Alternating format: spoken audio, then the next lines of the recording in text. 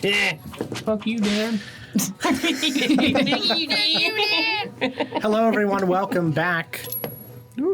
We're Not Great RPG, and we're here once again. I just had to wait. For the Fey Frontier, RUSTFall. Jesus Christ, Michael. Oh, no. I'm never fast enough to pull this I'm out. tempted to time you out for that one, but I won't because it doesn't reference anything. Exactly. It's irrelevant. It's vague Nothing. enough. It's vague enough. You're towing the line, Michael, as always. We're going to go around the table. We're going to go around the table, introduce ourselves, have a brief recap, and then pick up where we left off last time. I'm Glenn, and I play Damon. That's it? What are you waiting for a punchline? Fuck off! I am. I'm not gonna fuck off. And I play Barry, and I'm Savannah. With no punchline. John and I play Ulysses. I'm Punchline, and I play. I'm DJ. I play You play DJ. This is very serious business. Magnet. Very serious. This is very serious business. Magnet. You do it every You time. could put like a unicorn horn on that too if you wanted to. I want to make a magnetic attachment Yeah, to we his just do face. all Dude, like a attachments. magnetic mustache. Bangs. Bangs. Sarah, we got projects to do now. I know what we're doing for like winter break. Oh my god, attachable wigs. I'm Sarah and I play magnet in Genevieve. half. It broke in half. I didn't break it. You think I'm strong enough to break a magnet? Yes. You're a robot. How strong do you think magnets are? He said, I'm Chell, and I play Andy. Yeah. And I'm done, and I'll be playing everyone else. What about functional jugs? Will you be playing them? Perhaps. It depends where you guys Functional go. chugs? Functional Playing chugs. on the them? trainer. Are you Functional proficient in fuzz? jugs? Please. You know that I am. please, Jugs is my father. Last week, there is a knock at the door of the Glassjaw's chamber. Breaker sends the painting away. You guys move onto the other side of the table to sit on the same side as him. Ulysses drapes himself over Breaker. Andy thinks about it, and then Chell does the wise thing and doesn't do that because she has no confidence, and it's very sad. She should have confidence. Chell does You said that you didn't want to do it because you were afraid of what happened last time. You should have done it. Believe in yourself, Chelsea. You deserve nice things. All right, congratulations, you've birthed the chaos monster. Now? Yes, now, what does that mean? What? And I'm Glenn. Love you, Chell. Slip walks to the door, spins a dial, reveals a projection on the other side. It is an ash gray, rust-eared, well-dressed foxfolk. Slip transforms into that, opens the door. Figure introduces himself as Vex Lareth, walks in with clear confidence and swagger. He asks if you guys are all Glassjaws and alludes that he knows that you're not. Damon's like, hey, what do you want? This son of a bitch. Vex inhales deeply, you. says that he imagines it's the same thing that several of the people present are after because he would recognize the scent of perfume and gunpowder anywhere, which is what the Baron smelled like when you guys were there. Clearly, some of the party present met with Adelina, the Baron, and also cards on the table. His associate down the tunnel just informed him which of you are not Glassjaws. Ulysses, who had been flirting with Vex and laying on Breaker, drops the act, asks what the interest is in, what he offers. Vex goes back and forth with this rather long-winded thing about offering a seat at the table of the Cinder Weave, which he plans to take over. The two foxes may be kissed, perhaps. And they're both we won't know. They're both boys. He indicates that if the party he doesn't know what the party knows about the Baron, that you should keep your allegiances with her if you're up for a whole lot of heartbreak and a whole lot of bloodshed, or if you're just tired, help. Help. Vex walks through his general plan to overthrow the Cinderweave, a shadowy cabal of syndicate higher-ups that make decisions and plans for their own benefit at the expense of folks in the Narrows and smaller syndicates and gangs with no representation. He plans to work his way up, mobilize the middle, overthrow the current leaders, and open up the table for all, a council with equal representation. Party pushes back, says that he wants to put himself in charge, and those taking over the syndicates would just be people he put in place, and that it's a bunch of bullshit. Vex says... Forgive me. Yes. Question. Yes. I don't recall if he specifically said that his plan was to overthrow the Cinder Weave. He did. Okay. Yes, he did.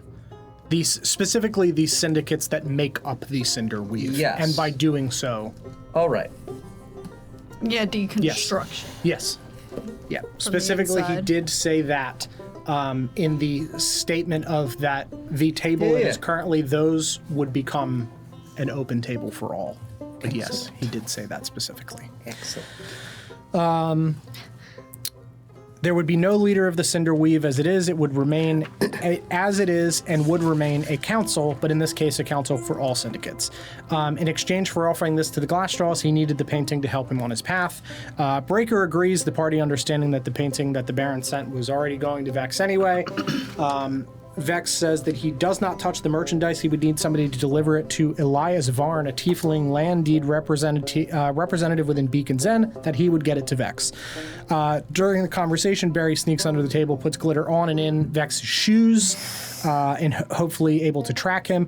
Ulysses asks if he wants to get a drink. Vex says that he's staying at the Sunken Jackal, a fighting pit gambling den tavern in the Narrows. Vex leaves. The party gets the other painting from the Glassjaws after Barry chats with Torque about the custom trail burner rail rigs that he built with assessments from Bongo, a local weaver. He gives Barry a small clockwork hummingbird. Everybody leaves on this little cool train car thing that rides you down the tunnel. You find the hippo guy. He's been shot in the head in the tunnel. Barry magnets the hummingbird to Mark II's shoulder as a gift, and he's very pleased with this and hopes that she was going to do that anyway. You guys turn in the painting to Alistair, who hands you your identity-coded chips with broker favors on them, all except Barry, who refuses. Ulysses takes 2. The black mark job, Dead Weight, is finished. You guys leave, head back to the tavern to celebrate and rest. As the party goes to sleep, Ulysses leaves to go meet Vex, as he stated that he planned to do, much to Genevieve's displeasure. And he sleeps in Damon's room with Damon guarding the door in case anybody comes looking for her. Barry sleeps in the tavern rafters, and Genevieve rests as Ulysses wanders out into the night through the lively Beacon's End night market, which is where we'll be picking up. So if everybody except Ulysses can leave, so we can flirt. Thank you. We're writing the story that Yes. everyone wants now. Now we have to leave. Yeah. I'm just gonna face the wall. It's just like Peaky Blinders. That's pretty much what we're role playing this Yeah. evening. Well, best of luck. I don't know which one of you is the guy with the axe jaw, but like,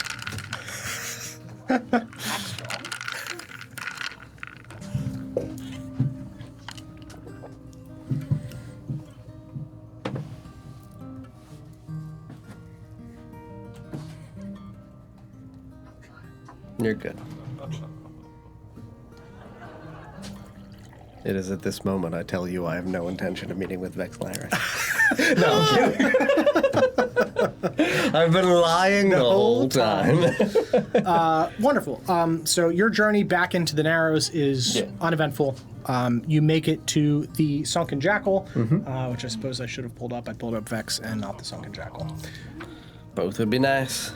I was asking about the him unraveling the cinder weave because I believe There's audio coming out in the dream, It's intentional. so we can hear you. You can turn the speakers down on my desk if you'd like. It's scrolling the wheel. I turned it up because DJ had asked last time in case Taylor came and watched. Okay. If it was a private conversation. correct. It is. Yeah, so The big. the speakers that are on my desk, there's a dial, just spin it so that way the volume goes off.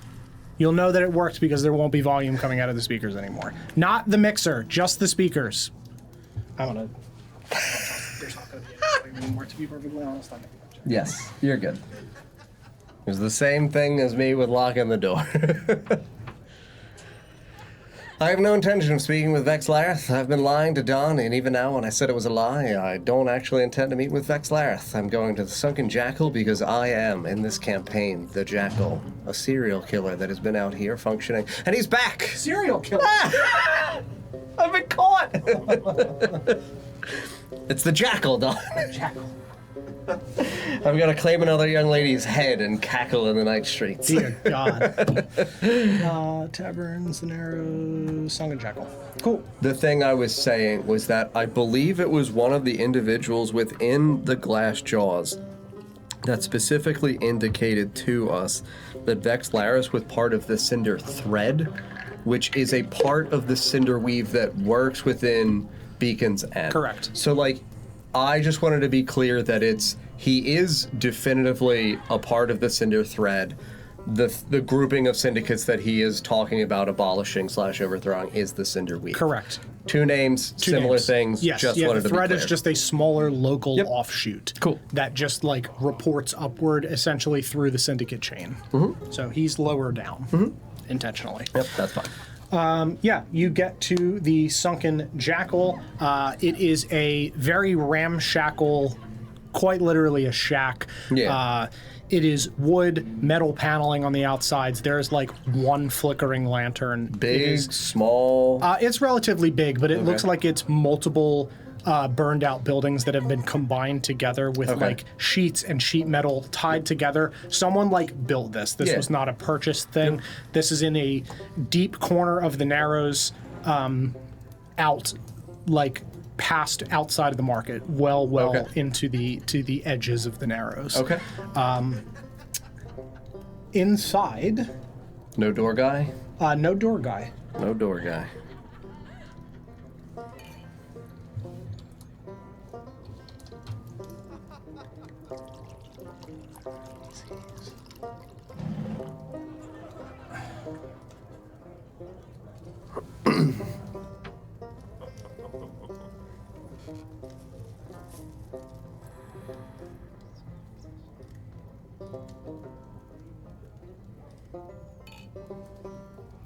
Inside, standing behind the bar, you walk in. This is also incredibly dim lighting in here as well. There are a couple overhead lanterns that are filling the space.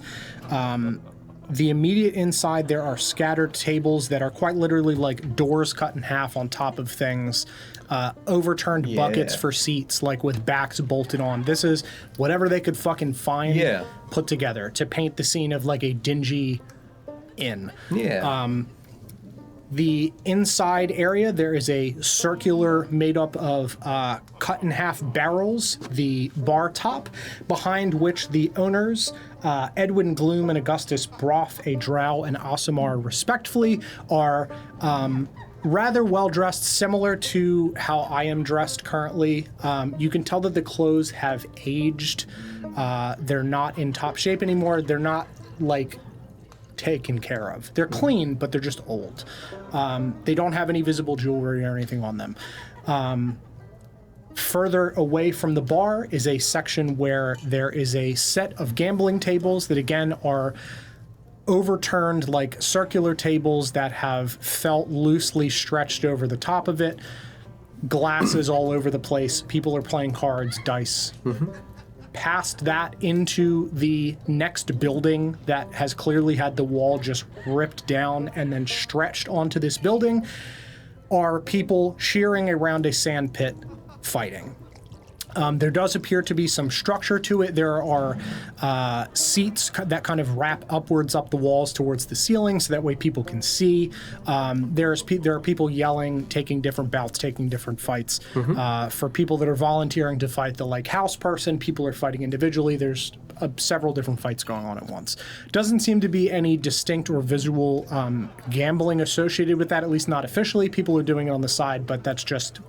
A self-contained You want to room do going it, on. you go fight and have a good time. Sure. So that paints the picture of where you're at. Yeah. One question real quick. Yes. Edwin Gloom? Gloom. And then what was the second name? Augustus Broft. Broft. It's Joe and Glenn's characters from the heist where you guys took the crate and took it back to the bar. The tuberculosis guy? Yes. Okay. And then you said one was Tiefling, one was Aasimar? Edwin is a drow. Drow. Sorry, And thank Augustus you. is an Aasimar. Okay. Yep. Sitting at the bar, off to the corner as this kind of like oval-shaped bar, Augustus and Edwin are down the other corner serving people.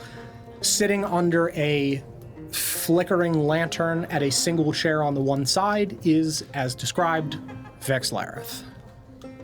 As well dressed as was described before. Yeah, I would have hoped. Sure, I'll make my way over Yeah. to the bar, and if there is an overturned bucket or something similar Yeah. in his proximity, I would scooch it a little close to him, giving myself about the distance from where Glenn and I would be in these chairs. Sure, absolutely. Grab a seat and Yeah, he just kind of looks your way for a second, raises his glass. yeah, I would wait until I catch the eye of one of the two barkeeps. Yeah, flying Edwin back. would walk over. Hi, what can I get for you? Suppose you don't have much comes in the way of finer spirits here. Oh, we do. That's why everything else looks the way that it does. We spend all the money on the booze. Let her go. It's like medicine. Ain't it? It's the only way I feel better. That's right. What can I get you? I'm tired of Fey wine. I want something that's...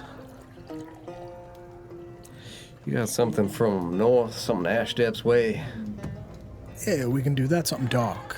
Please. Yeah. He reaches under and kind of you hear bottles clinking against each other as he's searching through things and pulls out a large, dark, wax sealed bottle, and he pulls a knife from his shirt, slices it, pops the cork, pulls a very dusty glass, pours in a crimson black shimmering liquid into it, sets it down, slides it to you. Yeah, I'll just slide 5 gold. Appreciate it. Of course. Appreciate you, sir. There's another one waiting for you whenever you want it. Business. Yeah, no, I would just slide the drink and then elevate it over to Vex. Hell of a day. Indeed. Quite an interesting one. Say that about you, too. You say you love the Narrows? Well, when you're born somewhere, it feels like home, yes. Hard to leave. But we do what we must. I had to leave home. Didn't quite sit right with me the way things were working back there either. Come a long way to get to Beacon's End. Where you come from? Back Windfall Way. Worked there a long time. In the Bureau. Must have interesting stories, interesting connections then. Plenty of them. As I said, well, to quote a wise man, I'll cut to the chase, cards on the table. I love the Narrows. I love the kids of the Narrows. They were who I worked for back in Windfall. Trying to keep them safe, trying to keep them out of these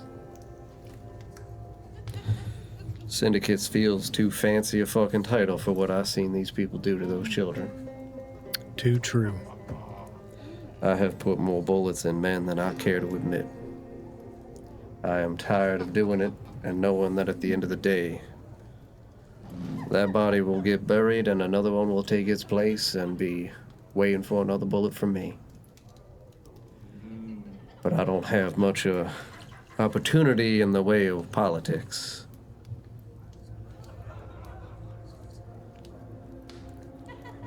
I want to change things here. I want to. And if you're telling me you want to, I'm willing to see, to some degree, what you see. But I am not a man of waiting for promises to be fulfilled. You told me Soul Spire Reach. Odd place to break into, very protective of their own. God damn it, it is. Back at Windfall, I got to know a family of folk that came in, started working around the market. Bribing politicians, bringing in rust arms, testing them out on kids. On old Eladrin family, the Stera. I found one working on a boy, 8, 9 years old. A little otter kid. He ripped him to fucking shreds. So I put a bullet in that Stera's head and 2 in the Weaver. And I could not save that boy. And I could be a man of the law no more. Too clean a death for a Stera, but we do what we can. Yes, we do. I know that they operate more heavily out of the cities around the mountain range, further north, further west. My mentor back in Windfall, he was educated out Soul Spy way. I use that name. I get in places that he would have been let in. I get to speak to people that he got to speak to. I want to change the Narrows. But platitudes of middlemen working their way up, what the fuck do you think the FBI was trying to do 10 goddamn years, turning them over way? Flip them once, flip them twice. More just take their place. These folk you think are dissidents who are willing to work with you till that coin from up high hits their pocket. It is a greedy world, and I'm certain you know that too. I grew up with less than nothing. Narrow's a beacon's end. I've seen what destitution does to a folk. I've seen what money does to, how it corrupts them down to their core. But it can be used as a motivator. If and you twist people the right way. Why I do what I do is I operate relatively under the radar. I don't have large syndicate ties. I don't have a huge smuggling network. I got small operations that siphon off things from others. Things that are more considered breakage. So my costs are low. I've got no shortage of coin from up high.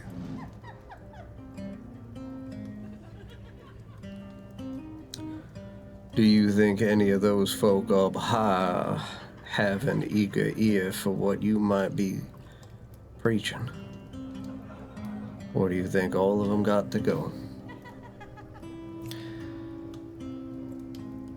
Sadly, the vast majority have to go.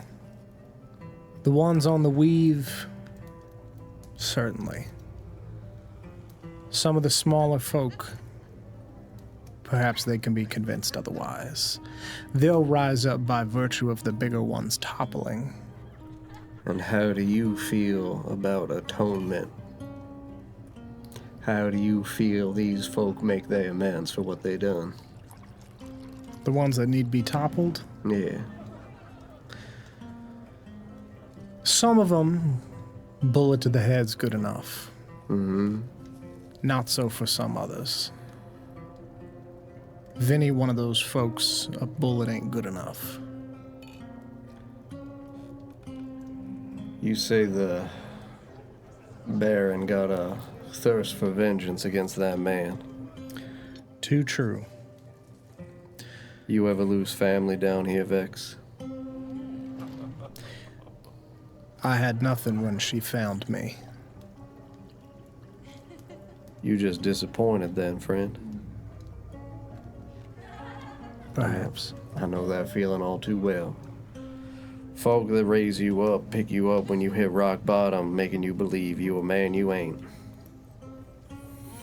And then when you find out their word ain't them, it's hard to figure out who you are. I stuck with her because she, 20 years ago, was who I am now. But the thirst for hunting down that man has made her lose sight of why we started all this. Now, granted, her motivations were always to take down Vinny, but there was room for other things. There ain't anymore. What about after Vinny is handled? Do you think she won't adjust? You think she's lost? I ain't interested in putting a bullet in the head of the Baron. Just her getting out of the way once Vinny's done. I just need her to step out of the way. And what if I can, on a mutually beneficial position, assure that she would do so? I want no harm to come to that woman, for she is just scorned, bitter. A lady in need of peace and rest. I couldn't agree more. Like I said, I ain't interested in putting a bullet in the Baron. Just disabling her for the time being. She sits on the weave. Now, I understand that she's there with the intent to try to take out Vinny again. She doesn't have the resources to do it on her own. Mm-hmm. And the weave won't let her. She tried once. Shortly after, a couple years after she took over, when I was still a boy. Didn't take. And while Vinny hasn't come for her explicitly, some say that's what truly drove him to madness. That he would try, or that she would try. That was shortly after he killed his former partner and took over.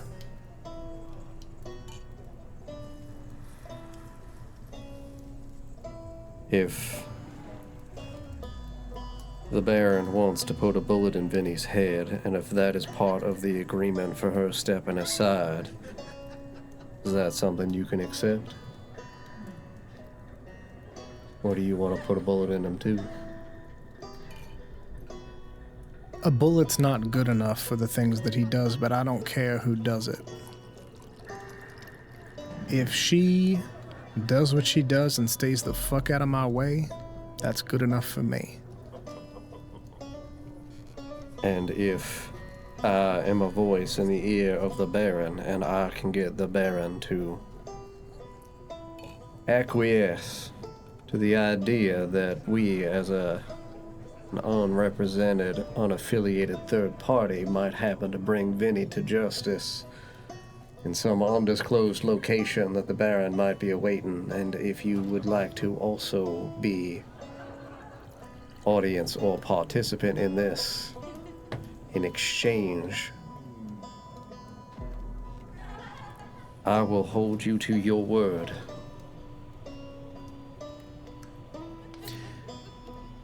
That would be incredibly valued to me, and I assure you, my word is gold. I do not want to rule anyone. I have had nothing. I am happy enough to return to nothing, as long as everybody got nothing too. Then I will see that we all have our fair share. And if you are the honest man you are presenting yourself to be, perhaps maybe instead of everyone having nothing, we can all have a little bit of something together. That's the dream. If the Baron is willing, I will let you know. If the Baron is unwilling, I won't. I understand. No harm gonna come to her either way, but I will continue my disruption if she is not interested.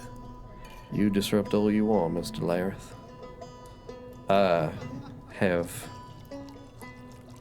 full confidence that she will, if she is so bereaved and in need of justice,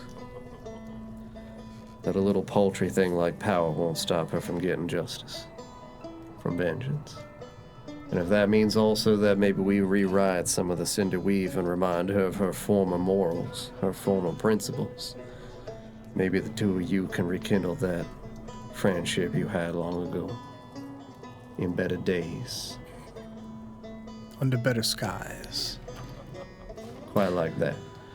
I don't anticipate she'll be much interested anytime soon, but perhaps once some other disruption and dismantling has been done, once she sees that what I'm attempting to do is real, she might be more accustomed to it.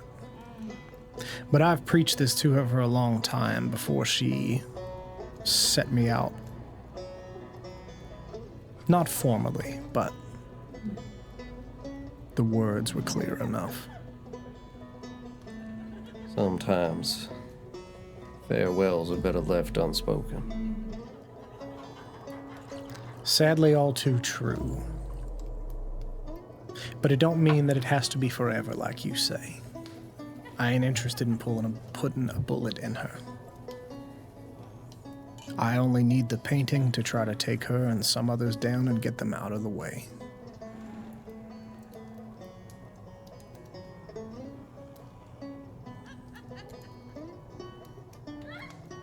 I think I just might have a way to help you make that happen, Mr. Larry. But I need to know, does it see you too?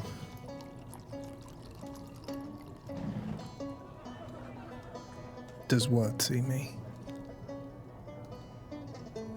Consider yourself a fortunate soul then.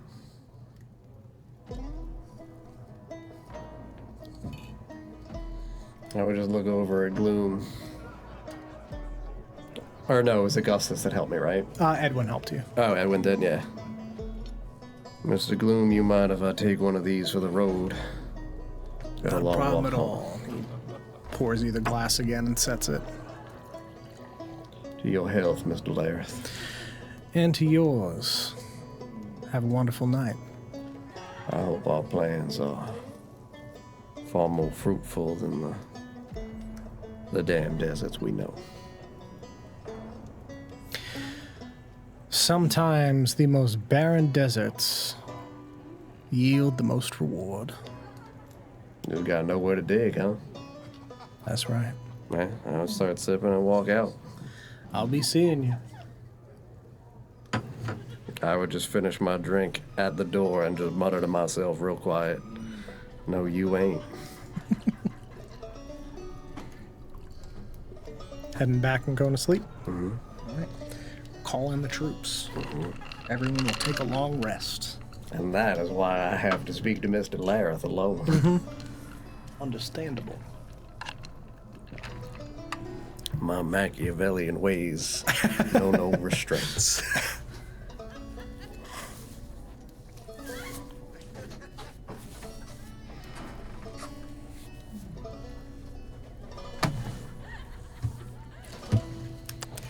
Boys done kissing? Oh, yeah. Yeah. For now. You know the answers. Why are you Mel. both so sweaty? What It's happened? hot in here. I gotta rub my hands with this alcohol. Oh, Clean wow. off the I thought we agreed to save that for filth that I've Patreon. committed. Somebody smoking in here? A whole bag of noodles. Speaking of smoking, can I get the? The what? The buddy smoker. Buddy. Thank you. So, the rest of the evening progresses uneventfully, and you all get a long rest. And we level up 3 times. Sexually. Sexually, yes. My, profici- Sex Lexia. Sex, Alexia. my proficiency bonus just went up. My initiative. Yay or nay? Oh,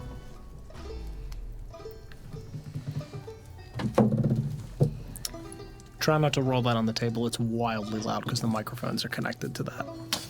Fair. Yeah, I can just pass it around. Yep. Thank you. I also have one on this side. No? All right. You all awaken the next morning. Early in the day. Slow activity in the tavern outside. Andy, you awaken in Damon's room. Damon sleeping in the chair by the door. Everybody else, you wake up in the rafters, out with other people eating breakfast. I thought Damon hung me somewhere, or I'm just in the. In the rafters, right above where you guys were sitting. okay. Like Yeah, you're high also, up. You're also but- tucked in. I gave you my. Yes. Yeah, you got like Yeah. wrapped, like I got you swaddled. wrapped, swaddled. Yeah, in you're a, swaddled. in Yeah. a scarf. Everybody's awake. Just go, Damon. Damon. Damon.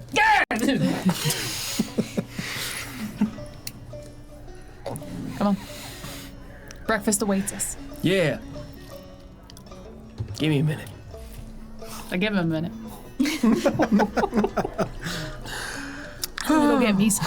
That was scary. What? It's breakfast time. Yeah. You alright? Yeah. Nightmares? No. No dreams, actually. It was nothing at all. There was nothing there. It just scared the shit out of me.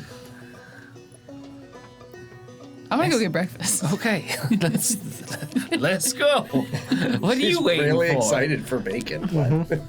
Come on. What are you waiting I'm for? already downstairs. Let's go. Who are you talking to? I'm already down there. Yeah, let's go. Yeah, we'll say you guys all coalesce at your table in the tavern. Barry hops down from the rafters. I'm very sleepily, Yep. but ready. Somehow. Somehow. Big possum yawn. Yeah. Big teeth. Yeah, exactly. Another bugbear that isn't Bastion walks over. Is it his son, Bastion Jr.? No, his name's Brillo. BJ? Brillo? Brillo. Okay. Yeah, Brillo the bugbear? Brillo the bugbear. He blue. They call me Scrub Daddy. I washed the dishes. What can I get you all this morning? What do you have for breakfast? Whatever you want. Bread. Pancakes. I don't know what the fuck that is. You know what a cake is? Yeah, You have a pan? smash it. Is that what you want? You'll figure it out. If you could just cook the cake in the pan, a small amount. Make it very thin. Okay, I don't know. Smash cake sounds real good. you want that? I want a smash cake. You want a regular cake or meat? Meat cake? Yeah, You want to Smash you up a cake? meat cake. or meat, potatoes. I think he's giving you a burger. Play on words. Okay. Something about that feels wrong. Yeah. Smashed up my cake. That sounds good. All right. Smash me up, yeah. Cold as a smash mouth. What do you want? I know it's early, but got any leftovers? Prime rib. Yeah. All right, I got you. Clean though, but Yeah. you know how. Yeah. Cool.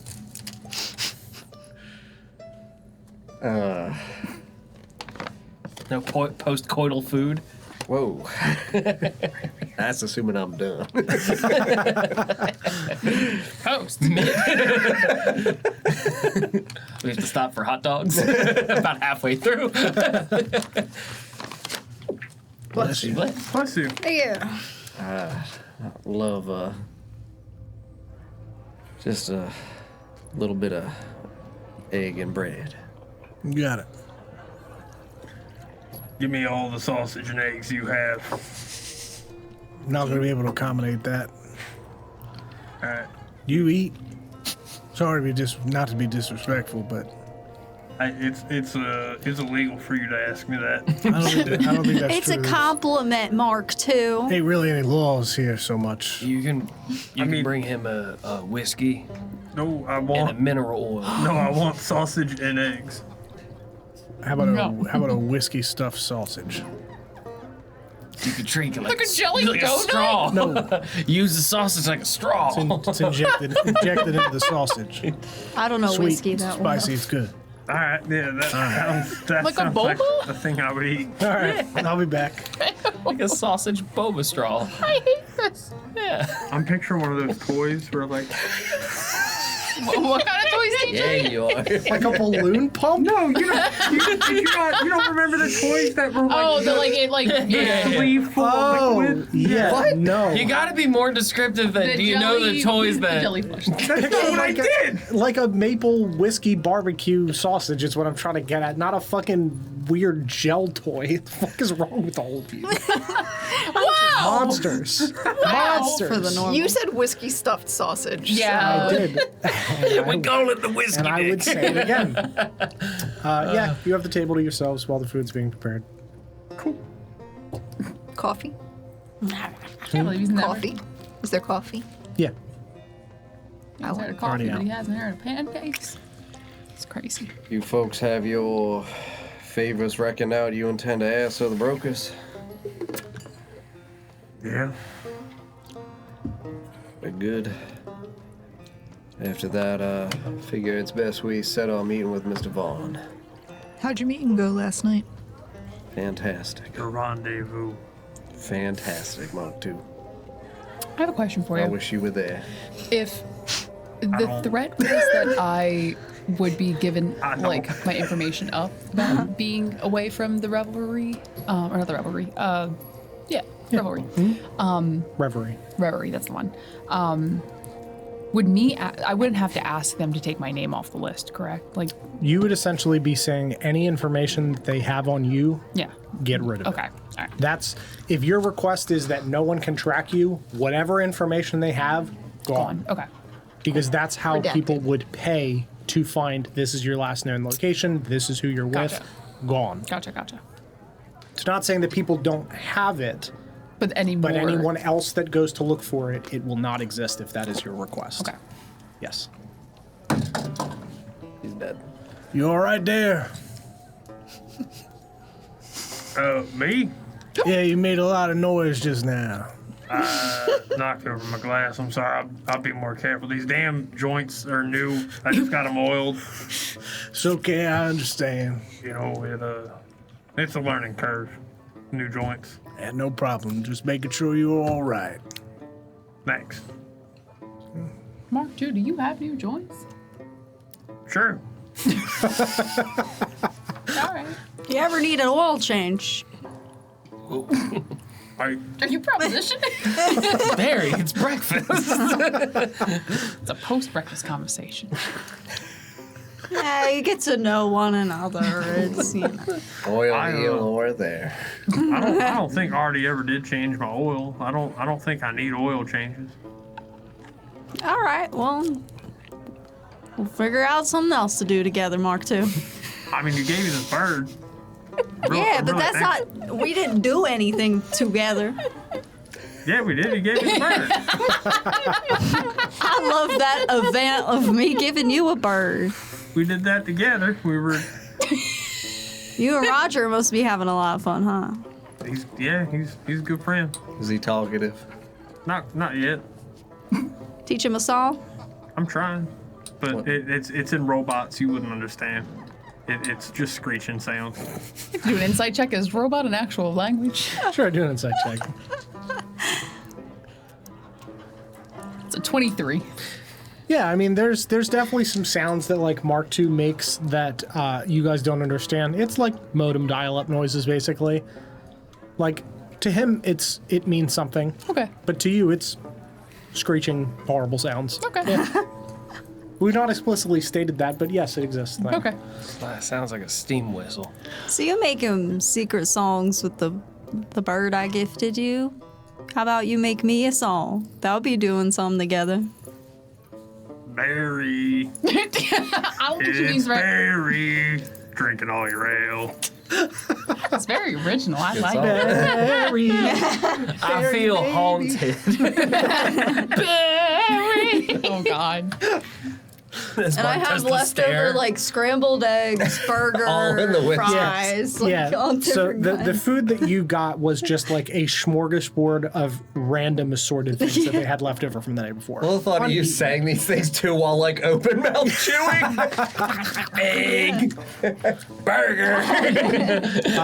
You got a meat cake. Everyone else got what was described. What you received is a piece of cake Yeah. that was smashed flat with a pan. Why? And that's what you asked for. I said make me a pancake, and I said get a pan, pour the cake batter in it, make it very You said thin. batter, you Cake. said put the cake in You it. said get Yes. cake. cook Put a And little he bit of said, cake smash in it, it. and you're like, I did Yeah. say a little bit. You Of did, All right, you all did right. not say I would be batter, grateful. you said cake. I You would be got a piece grateful of if I cake got it. smashed that was heated up. Thank you. It's nice The and sugar's crispy. caramelized. It's probably delicious, to be perfectly honest. Thank you. Oh, dude, it's like cake burnt ends. Yeah. Oh. Yeah. It's all corner. You These are need the some part that takes assistance, too much. Mark, too. What you're gonna find out? You give him an oil change, his intelligence score goes up by like biggest 6. Yeah. Temporarily. And my dignity goes down 3. You do. Please tilt the mask up before you drink it. Oh, Lord. Yeah, you guys finish up your breakfast. The day is yours to do with. Dunk my What do you my want? bread into my coffee. Well, so now the question is, where are we going first? I Brokers. was gonna say the brokers too. The Yeah. brokers. Well, I'm going outside to shake off. Oh, all right. Crumbs You all covered over. it. I got all these eggs on It's my just a face. trail of I'll meet eggs you out the outside. front door. Yeah, you go outside. I'm rolling in the sand. Absolutely. Yeah, you can see that like the market's pretty lively this Imagine you're time of morning. Twice as dirty now. Now it's just stuck to the eggs Well, it's a and the dust bath. sausage. It's a dust bath. All right. Yeah, the market's pretty lively this time of morning. There's, the sounds of people bustling around, shopping. No horrible screaming or anything. Rolling Well, around. Very normal day. For now. now, Yeah. Oh God! are we sure it's not horrible scream? A giant rat! Oh wait, this is Barry. I'll put my jacket back on. I'm civilized. Yeah, just kick a pebble down the street until we get to the brokers. Okay. I'll walk up to Ulysses. Did you learn anything? Mm-hmm. Are you gonna share?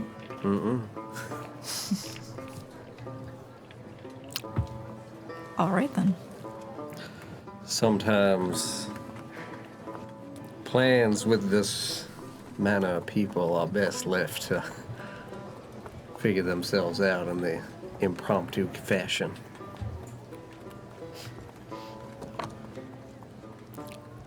So you're gonna just leave everyone in the dark about whether we should trust this individual? I think y'all made up your minds about him. I did not learn anything that would sway anyone's minds. What, did you just go have a little date with him? Something like that, yeah. All right. Fancy drink in a fancy place.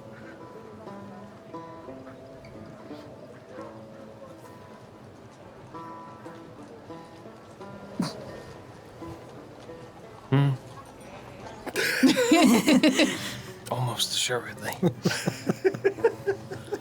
You got fur under your collar. Yeah, you guys continue your way through the market. As described, the brokers is in the wealthy shop area on the fringe of the central market, closer to the entrances to the high spire where all of the wealthy folk have their homes. It is a very large stone and wood building that is covered in rust piping up the insides and outsides, smoke-filled tubes rushing from beneath the ground up tracing along the surfaces of the building, along the pillars at the front. The front is lantern-lined, old-school style lanterns that are lit with rust instead of oil at this point in time. And there is a set of double doors. All of the windows in the entire place are blacked out. But there is a large set of double doors in between these two pillars. You can hear the hiss of steam and puffs of smoke as echo and other smoke goes up through the glass and rust tubes. We were given like cards or tokens of Little some kind? chips, Yeah, little yep. chips. Okay. Just making sure. Yep, that are all bound by your blood. Y'all ready? Ready as I'll ever be. Remember, Warden is very, very pedantic around here. You gotta know exactly what you're asking for, otherwise you ain't gonna get what you want. I know exactly what I need. Alrighty. Then let's go. Yeah. You pull the doors open, and as soon as all of you step into this well-lit entryway, the doors close behind you with almost like a suction of an airtight room. And the sound of the market disappears behind you. It's unpleasant. In front of you is another set of metal double doors with a curtain covering part of them. That is all that is in front of you, is another set of double doors. There are no windows, there are lanterns on the walls, there's no one else in here, there are no seats. Just a set of double doors behind a curtain. What's the floor look like? Floor is marble. No insignia or anything on the floor? Or? So it is all white marble, and there is a black diamond shape that starts at one point from the door and cascades down towards the other point. An elongated diamond doesn't reach the walls on the other side. What, are we supposed to just let ourselves in here? I suppose. Do we not? Peek I don't know if they'd behind hear the it. curtain. There are handles on the door, like click-lock handles. that Maybe pull we're in. waiting for a performance. This does look like a ballroom, I will admit. I'll try to open one of the doors and just kind of like peek in without making too much of a fuss. Yeah. You pull the door, and you can see that there is a room that starts about 10 feet on either side and cascades down into like a wedge shape. There is a counter at the back. There are lights, those same lanterns lining the ceiling. The room is full of an effervescent smoke, almost a floral scent, drifting lazily across the floor up through the air, incense.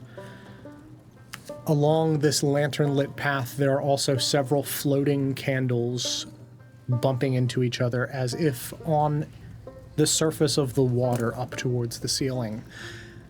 There are several chairs sitting in front of this counter, and behind the counter sits a tall, slender, well-dressed elven man with his hands crossed, glasses at the edge of his nose. Come in. We don't impasse her. Yeah, I guess we're good to go. Yeah. You guys walk in, and you hear clanging of crystals, puffing of smoke, bubbling liquids, creaking of metals as the room shakes slightly. The doors close behind you and seal with that same airtight seal. Please, come in. Does the room feel bigger than the building would let on to like the size of it? No. Okay. If anything, it looks smaller than the full size of the building. Okay. It's a wedge shape. Maybe you feel like we're sinking, or One could like say an that. elevator. One feeling? could say that the room does feel like it is moving in some way, either rotating or sinking, yes. Yes. What is all of this? Decor. A lot of work for some ambiance. This is how I prefer to do my particular business. Not all the rooms are the same. Are you the broker? One of, yes. We have a favor to cash in? Ah, so no currency exchange today. Favors for all. Lovely. Whoever would like to go first, please step forward. Everyone else, you're welcome to take the seats behind your friends. I would sit down. Yeah, I'll take a step forward. Sure. Lovely. You have a favorite chip then? Mm-hmm. Wonderful. If I could have that, please.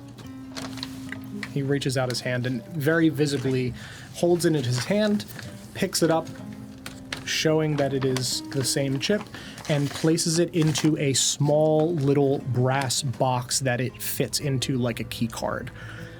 And the chip fires up and your face appears and slowly rotates a 3D projection of Andy. He slides another iron box that is connected with a slender cable next to the other box, slides it forward. Your finger, please. You push your finger into the small iron box, and it sparks and shifts, and another picture of Andy's face appears, both of them rotating simultaneously. Is it the same picture? Same picture. Okay. Perfect. Your identity has been confirmed. He takes that out, puts the chip aside, slaps them together, and slides them to the side. In front of him is a basket full of different colored cylindrical crystals. There's no papers. There are simply crystals on the ground and crystals floating in front of him, almost what one might describe as like a computer screen, except it's just crystals hanging like a beaded curtain. What can the brokers do for you? I want to be untraceable. I don't want anyone to have access to my whereabouts, my doings, my personal information. You'd like all of your information to be erased. Yes. All right. He looks at you for a moment, looks at the picture of you spinning. Wait, Yes. can I change? Can I make it so that not that my information is gone entirely, but that no one will have access to it? If the brokers have access to it, then it is accessible. Fair. What we have will be deleted. That is how you hide your identity. We do not put locks on people's information. It either exists or it doesn't. Fine, delete it. He reaches into the box of crystals, pulls out a clear blue one, and sets it into a little indentation in the desk and spins it and locks it into place. And you see that it fills with this same echo-described smoke that you have seen inside of rust implements. The tubes, the colored, pastel-colored smoke fills, and you see a projection of Andy's face rotating. Andy, in front of you, he wheels a small little,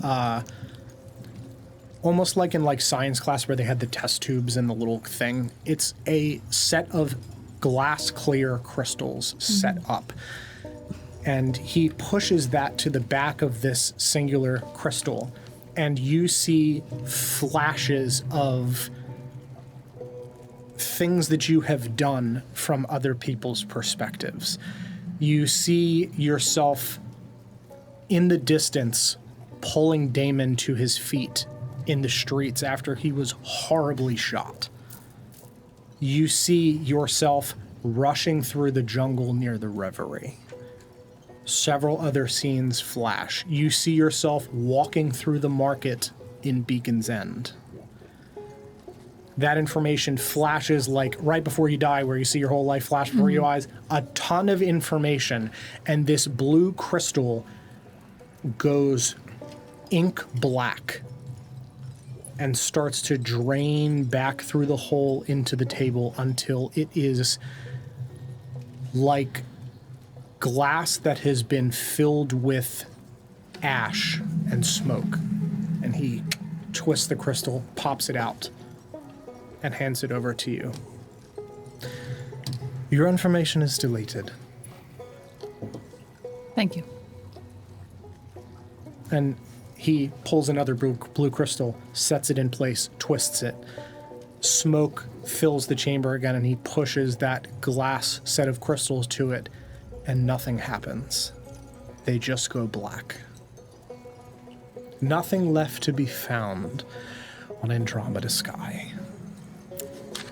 Can I test my finger just to be certain? Of course. Your finger will still show you, but there's nothing left of you. And he pulls the chip and sets it in. You can see that the chip is like patinaed over. And you put your finger into the other one, and your face still appears. But nothing on the other side. Nothing on the other side. Thank you. You're still you. Your blood is still tied to you. But there is no information as to your whereabouts, your comings and goings, the people you're with, all gone. Very well. Are we satisfied? Yes. Wonderful. He pulls the chip, snaps it in half, discards it next to him. Whoever would like to go next?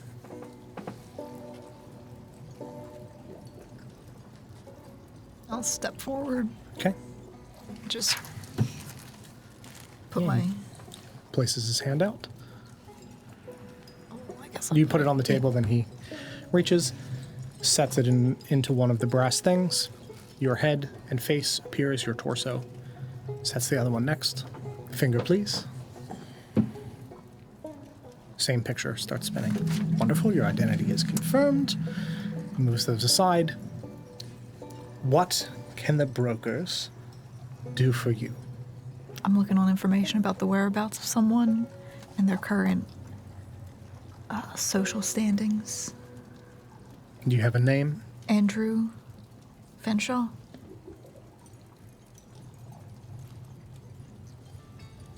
Had you come up with the last name? Because you didn't write it. It's written in my handwriting, but if you have a different last name, like I wrote it manually. I don't Okay, remember. then I wrote something else because you did not give it to Yep. me. Sorry. That's fine. Whatever his last name is in your Catherine. Catherine. Yes. Sure. Kethren.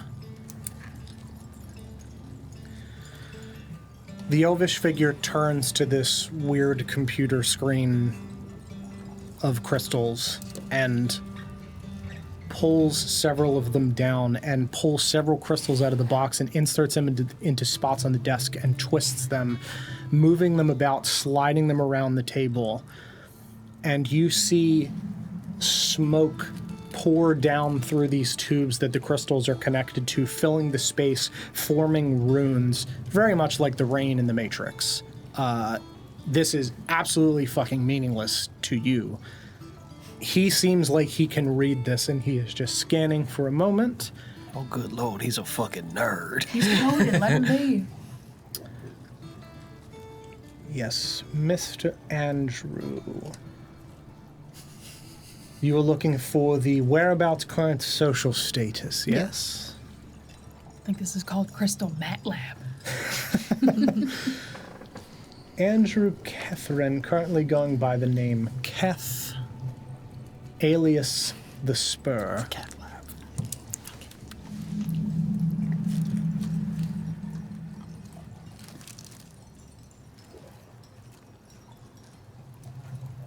Last known association is a trusted smuggler for the Rust Runners. And his last known location is Soulspire Reach, though he does not seem to stay in one place for too long. Does not have a home residence, as it were.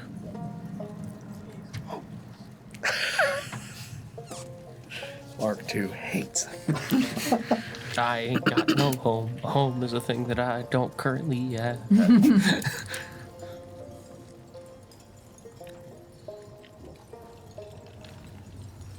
You sure that's the right man? He twists some crystals around and spins several crystals and continues analyzing the smoke. Born in Desert Ridge, son of a stable hand, worked with horses? Yeah, that's him. Yes.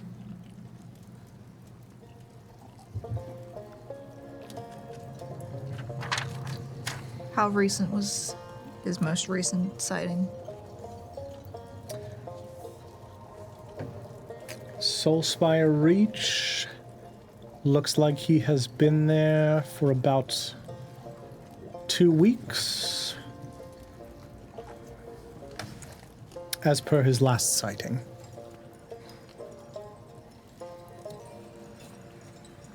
Rough life, this one. He's homeless.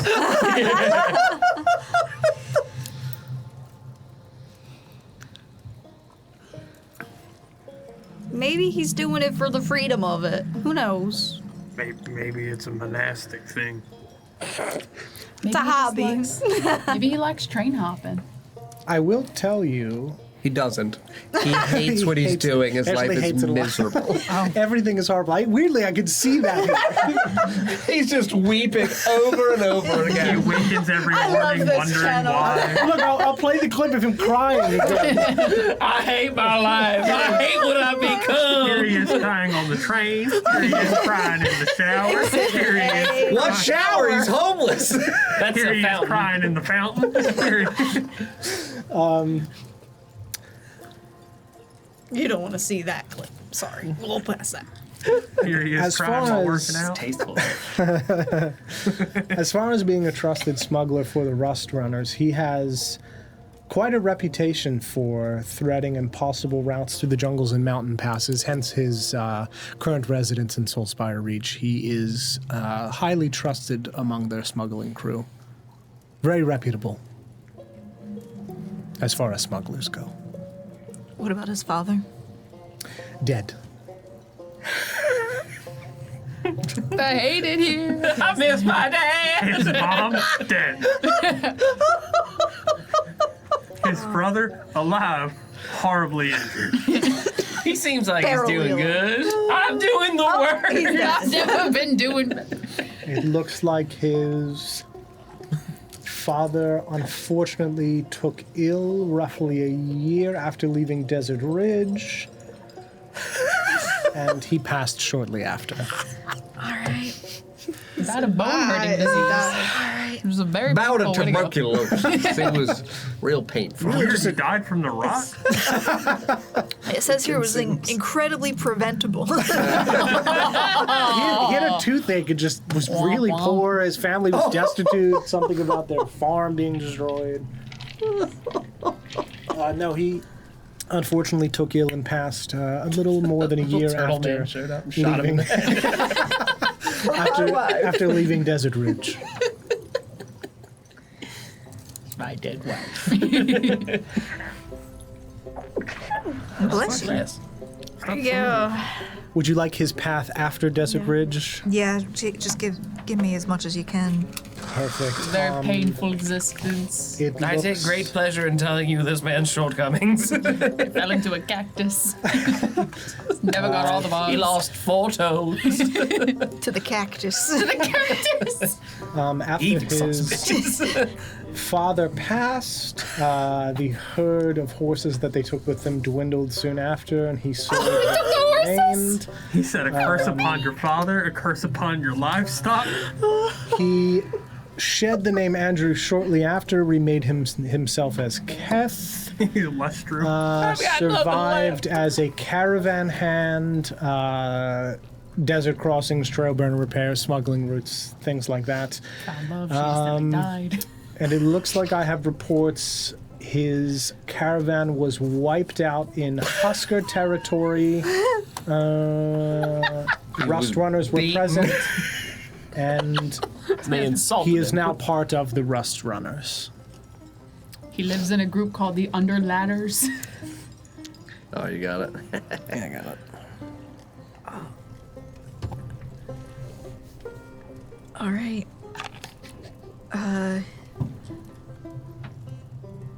Do I get this written down in some way? Do I get like a file That is with this entirely information? responsible for you to remember. You're welcome to take notes if you have paper, but we do not have physical records of anything here. Great. Well, Everything is connected in the ether, and it is ether? destroyed. The ether. Connected in him? he's here. Yes, he's here. The Rust and Echo transfers the information in between multiple of our different stations in other cities. If something is deleted here, it is deleted immediately everywhere, all the way back to the source of our information, which is in Candle Deep.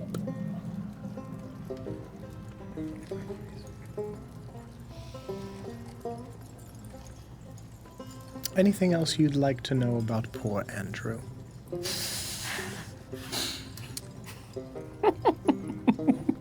This is the best day of this elf man's life. It's like, I love talking about this fucking guy. He's a fucking Yeah, I got a question. What did he ever do to you? I apologize, but I'm speaking only with her. I was When you step up your favor, then... I was just kidding. Sorry. Oh, no problem. It started with my wife. That's As I said, very reliable smuggler. His dog did just die. And his horses. And his And his fleet. His dad. It's got a perpetual case of trench foot. that should be Just the smell. The dog won't stop bothering that should be plenty. Thanks. Of course. Yes, his present location, Soulspire Reach. His last job was smuggling rusty gear through Ashfang Pass up against the mountainous corridor directly east of Beacon's End, but all the way against the mountains, likely up to Soulspire Reach, actually. Is that on the map? Soulspire Reach Golf. It's not. It's not labeled. okay, Soulspire okay, reaches, Soulspire. but the corridors in the mountains are not labeled Okay. because they're smuggling corridors. Yep. Let me show you the Why would they map. be mad? That's how he lost the horses, actually. Yeah. He didn't lose them. They're lost. I don't know where they went. If you're looking to find him, you'll likely find him either in Soulspire Reach or one of the Syndicate outposts at the base of the mountain range. Right. Crying in a local tavern. Anything else I can do for you? No, that's it. How she said no, that's good, and this motherfucker kept going. I think that's good. Well, his last job was over here. He's having such a bad time. Yeah, He's fine, I'm sure. You don't know that. he loves being a smuggler, dude. He's got a bum foot. The dog won't stop bothering it. Maybe he's a glass half full type. Maybe there's some Andy good would we just know. don't know about. He pulls the chip, snaps it. He's dead. This Finally.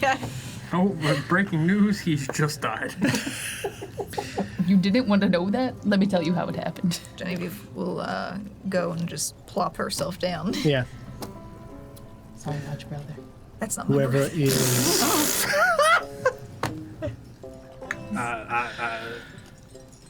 Andy, she loved that man when we were young. I'm so much more sorry. That's unfortunate. Maybe you could be the single good sleep. No pressure, Jen. Don't fuck it up, I guess. As have he no idea. clears these crystals, the screen goes blank again. Whoever is next with their favors. Yeah, I guess I can go next. Certainly. What can I do for you? And he just pulls the chip out. If you'd set that in, please. I'm gonna toss the chip down. Yeah, you place that in. And up pops a spinning picture of Mark II as you've come to know him. And finger in the other one, please. You place that, and a same picture of Mark II pops up, but every so often it flickers and you see a different robot's face for like just a second.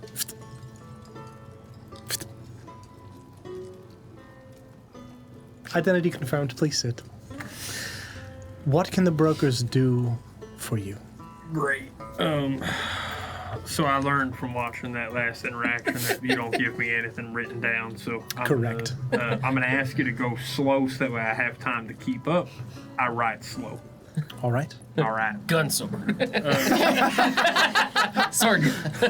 I want to. So it's a two-parter, but the second part is very simple, and I hope that you can Gun, acquiesce sword. to it. Sword gun.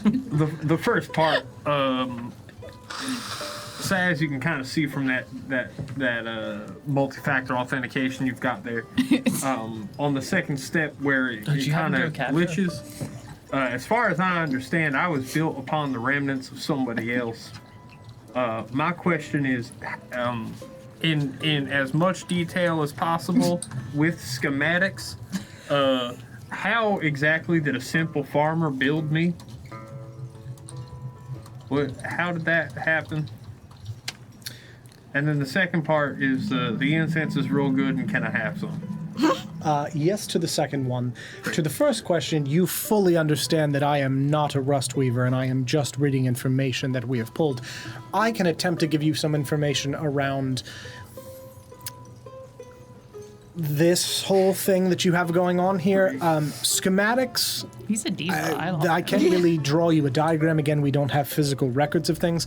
But certainly I can provide you whatever information I can to satisfy your favor. All right, in lieu of schematics, the name of the rust weaver that almost assuredly helped this simple farmer build a brass killing machine. Of course. The name of the farmer in question. Oh, Artie. Artie the farmer. Just Google Artie Farmer. I've got a big file on Artie the farmer. Do you have a familial name that might be a little bit broad?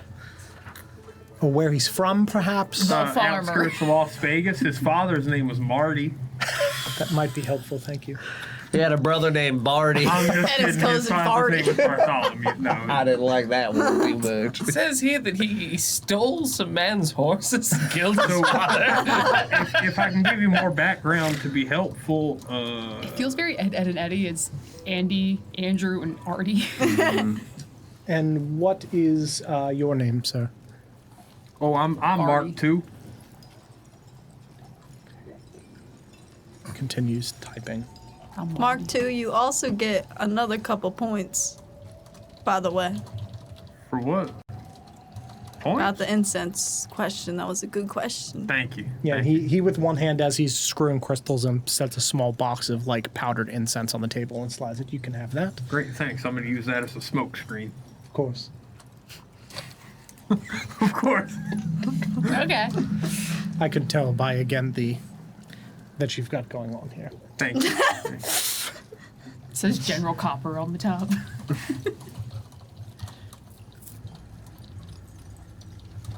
It says Acme tracking device on top of it.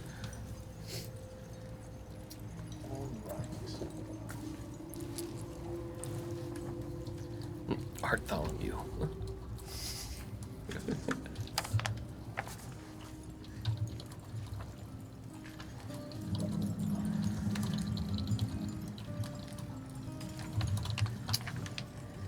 Just pulling up your information on Mark.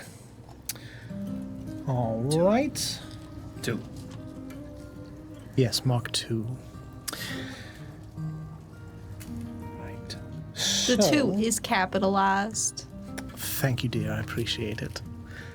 Talk to me. You didn't ask a question. Statements are okay.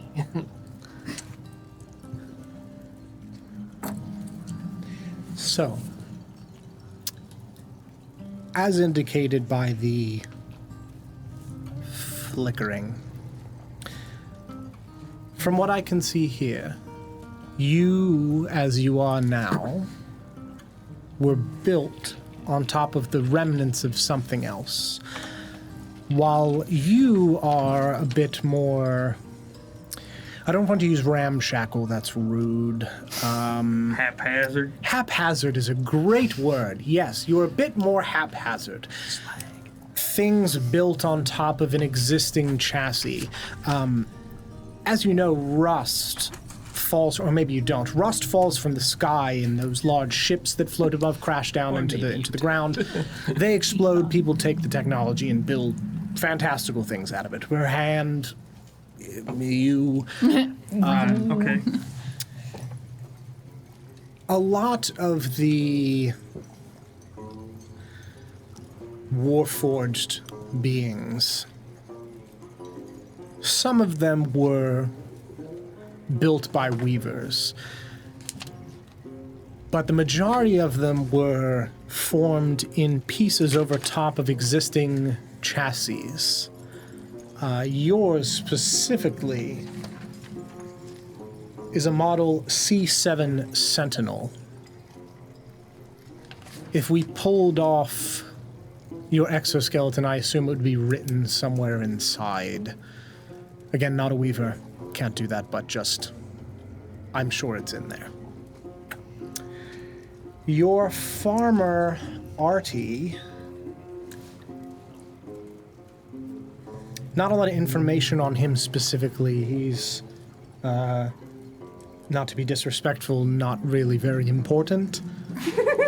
He's Unremarkable. unremarkable is a great word. Unremarkable. Unremarkable. They're getting along great. That's very good. Love that. That was in character as Andy. And he does it too. Diva! You get another favor. That You can ask whatever you want. He's like still talking to you. He just puts his arm over and just like bumps it with Andy real quick. Anyway. Whatever. Do you hear voices, whispers, things, anything like that? no, not that I've noticed. There are some red chains that I visualize occasionally. Great. What?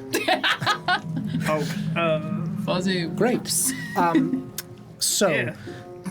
the concept of What? weavers providing pseudo-sentience to Warforged is not a thing that is done here in the lands of nowhere.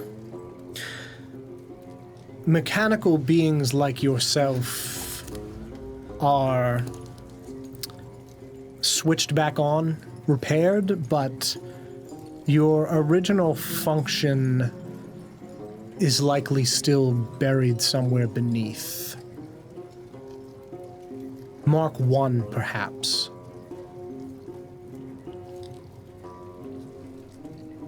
As for a weaver,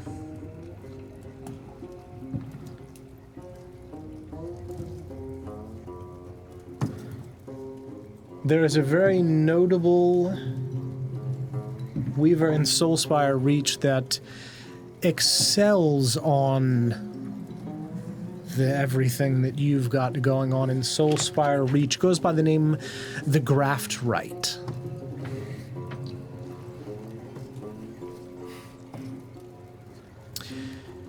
If you seek out this figure, I imagine they will be able to disassemble what mysteries might be held beneath your mortal coil. Is that near as manifold? Yeah. Okay. But you yourself, this flickering visage, have you ever had any moments of being blacked out? Things you don't remember? Moments that are lost in time, For things a of that long nature? stretch of time, yeah. I was fully unconscious. Yeah.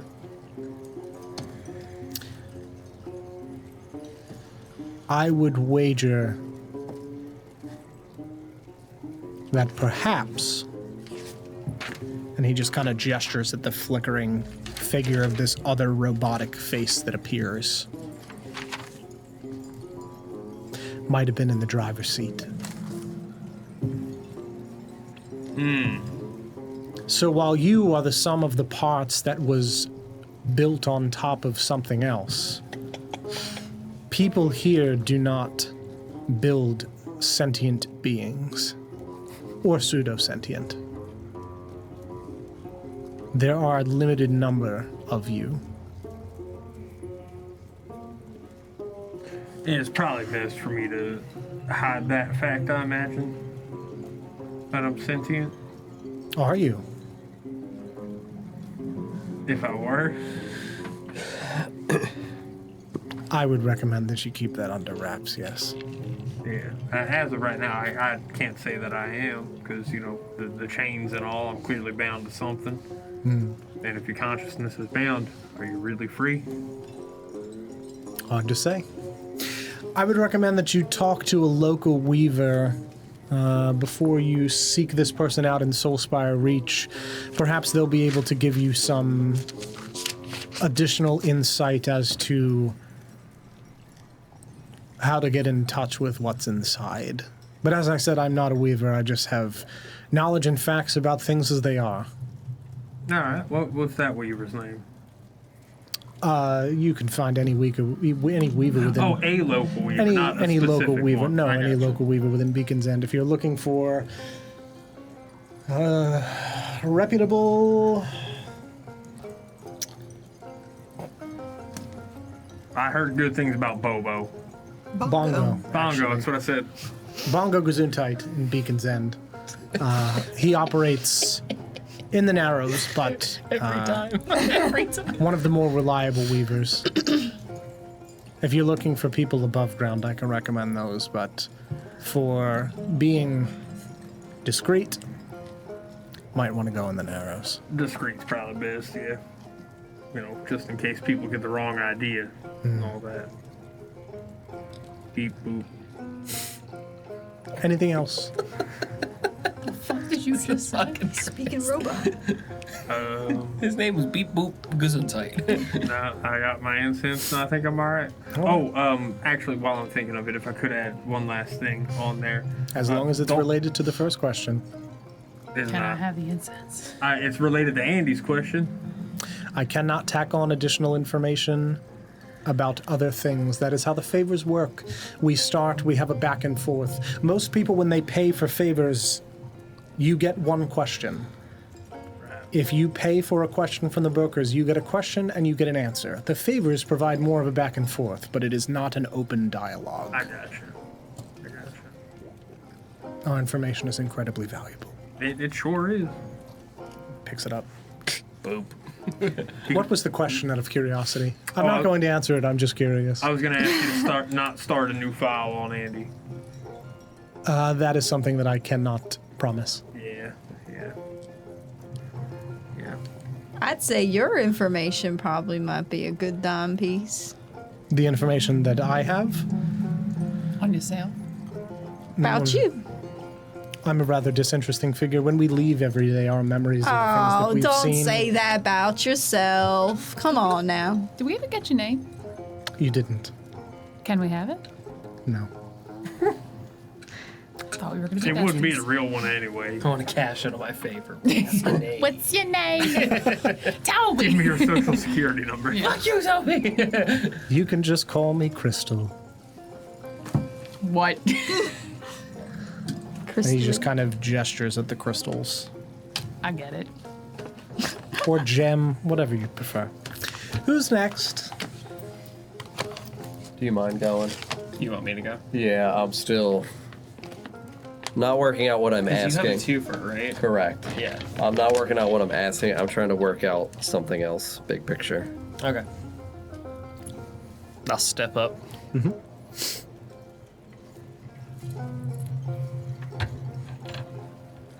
Sets it in. Picture of Damon pops up. And your finger, please.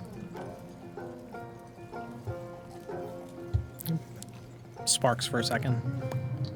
Same picture pops up and start rotating. Perfect. Identity confirmed. We got him. How can the brokers assist you? I'm gonna keep this short, sweet, and to the point. I need information on a way into the Acai Boys operation as a contractor or mercenary, so as to do work for them. Aki boys. All right. Pulls out several purple and red crystals and sets them in, twists them into place, coils wire around them and wraps them, presses them into the desk, and more smoke starts falling down through as he just reads through.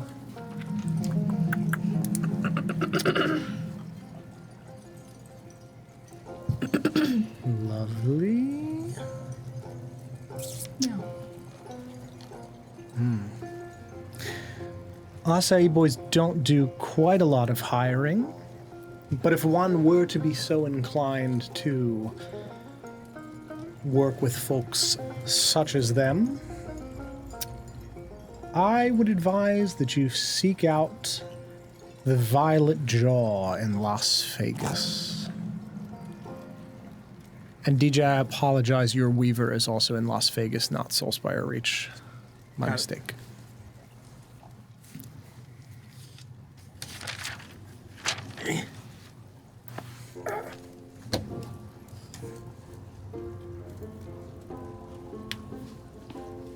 This is one of the handlers. The Violet Jaw is a tavern and gambling house within one of the outer rings of Las Vegas, the low-down areas in... One moment.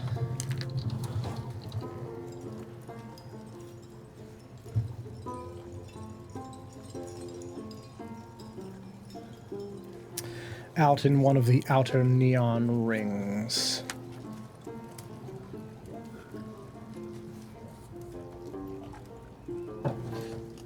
There will be one of two handlers within the Violet Jaw. An alligator folk by the name of Brack, with two Ks, B-R-K-K, Varos, V-A-R-R-O-S, alias Redmaw. That's a good name. Thank you. The other, a dwarf named Doran, D-O-R-A-N, not spelled the same, Kern, Oh, you can't see my eyes. K-U-R-N, alias Ash-Eye.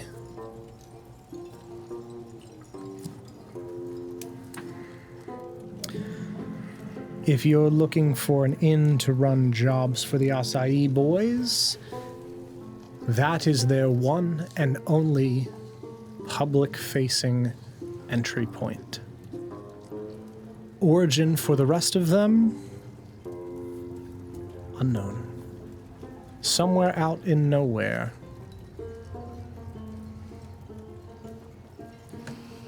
They don't take hold in cities. They don't associate with other syndicates. And they don't play nice with others. But you already knew that. Mm-hmm.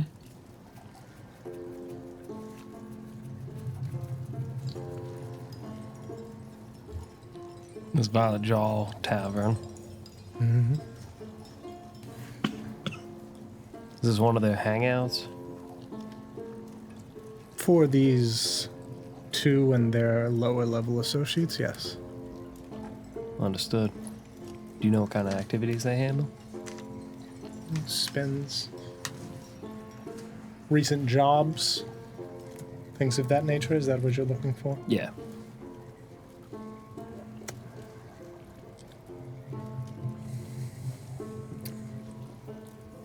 Current operations. Train heists. Focusing on cargo cars, rust, zest. Other minerals. Hijacking zest shipments and rerouting them. Let's see. Rust repossession for debtors who've not paid. And kidnappings.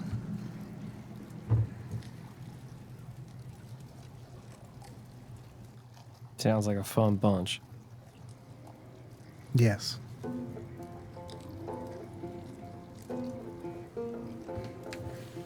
Any of those things you'd like to drill down on? Debt repo.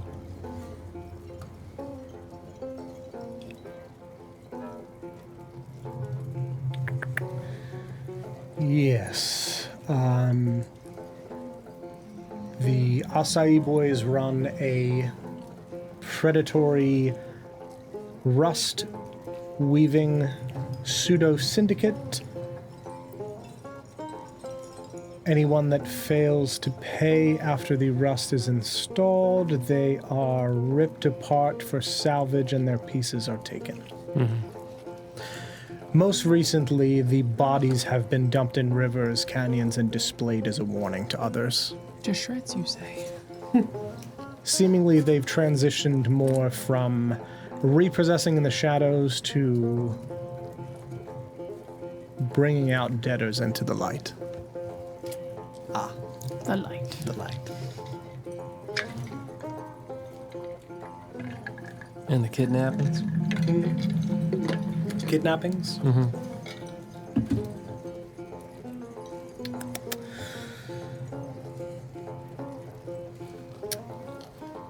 Some of these Rust Repo folks are not found again. Instead of being taken depending on the severity of the debt, they are taken to origins unknown instead of being ripped to shreds.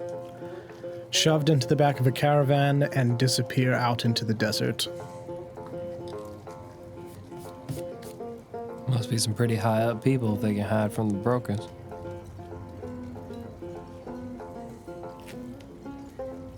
For you to not know. Information can be manipulated with money. Things can be removed, deleted, altered. Interesting. This is what I'm able to share. I'm very open about the fact that your friend deleted her information. Others delete their own. This is not an uncommon practice. Well, in a place like Beacon's End, it's just somewhere somebody wants to get lost. Yes.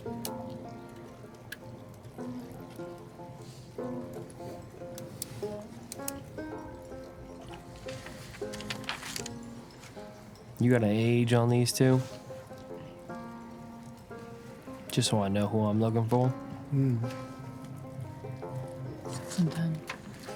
6 and 7. Babies. Ooh, They are Baby both alligator. they are the boys. visibly in their 60s.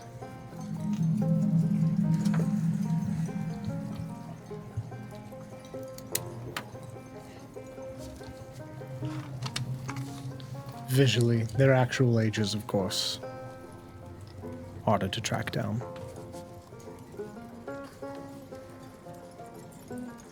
I'll snap my book closed. That about does it for me. He picks up the chip, snaps it, tosses it to the ground. Fuzzy pants, you up? Yeah.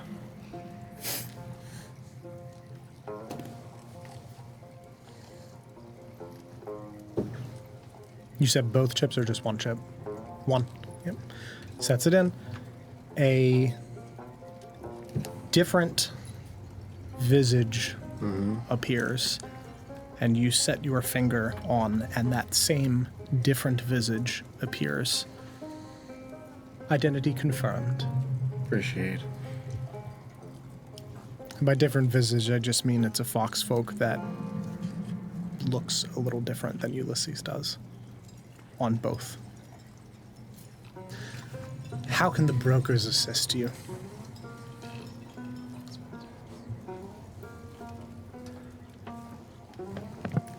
Supposing that you can, I would like to know what you have on file about the death of an owlin woman some 21 years ago. Professor Alexandria died out Windfall. Murdered.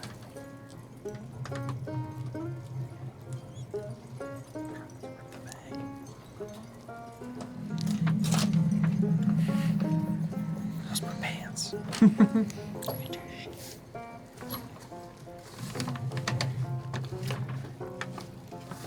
What information about Alexandria are you looking for? And he's set several crystals, spins them. Same thing, information starts swirling down. My mentor and I investigated her death for several years. Never came up with an answer as to who killed her. I'm assuming you don't know either. I know she spent much of her life researching out in Soul Spy Way. I want to know who taught her. How she come to know to do what she did. In Windfall. Yeah.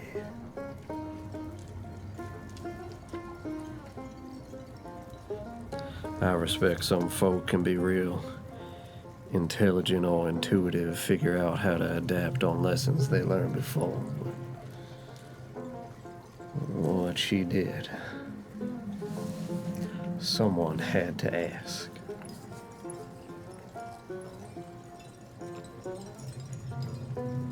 He spins several of the crystals and flips through these arcane runes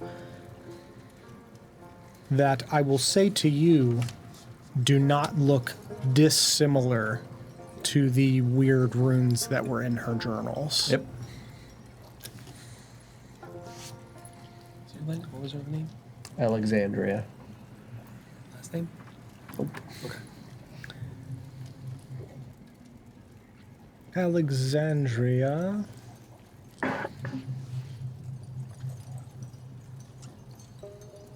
Spent significant time up in Soulspire Reach, learning about Rust, training under the...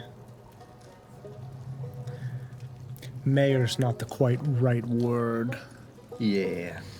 Man named Erasmus. Come on, Rasmus. Erasmus sounds like a Christmas with 32 wolves. Merry Christmas, Mr. Tenenbaum. Erasmus. Yep. The leader of Soulspire Reach. That is where she trained. Yeah.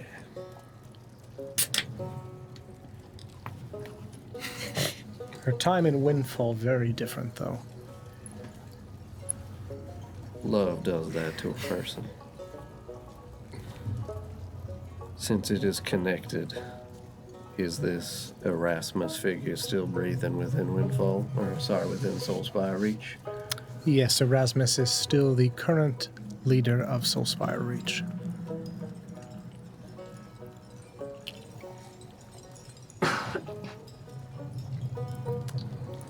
As for her death, she isn't. Yeah. Arch and I were way too goddamn committed to ever think otherwise. What does she go by now? She doesn't. Last known location, very soon after her alleged death, Clarelux. Hell of a place to disappear, ma'am.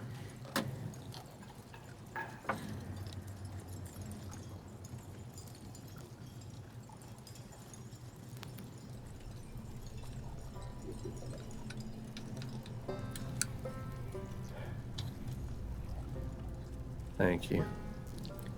Anything else we can offer on Alexandria to you, or does that satisfy your question?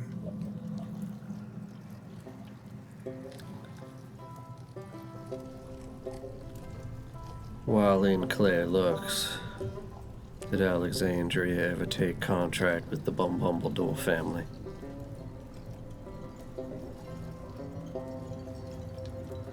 No. It's good to hear.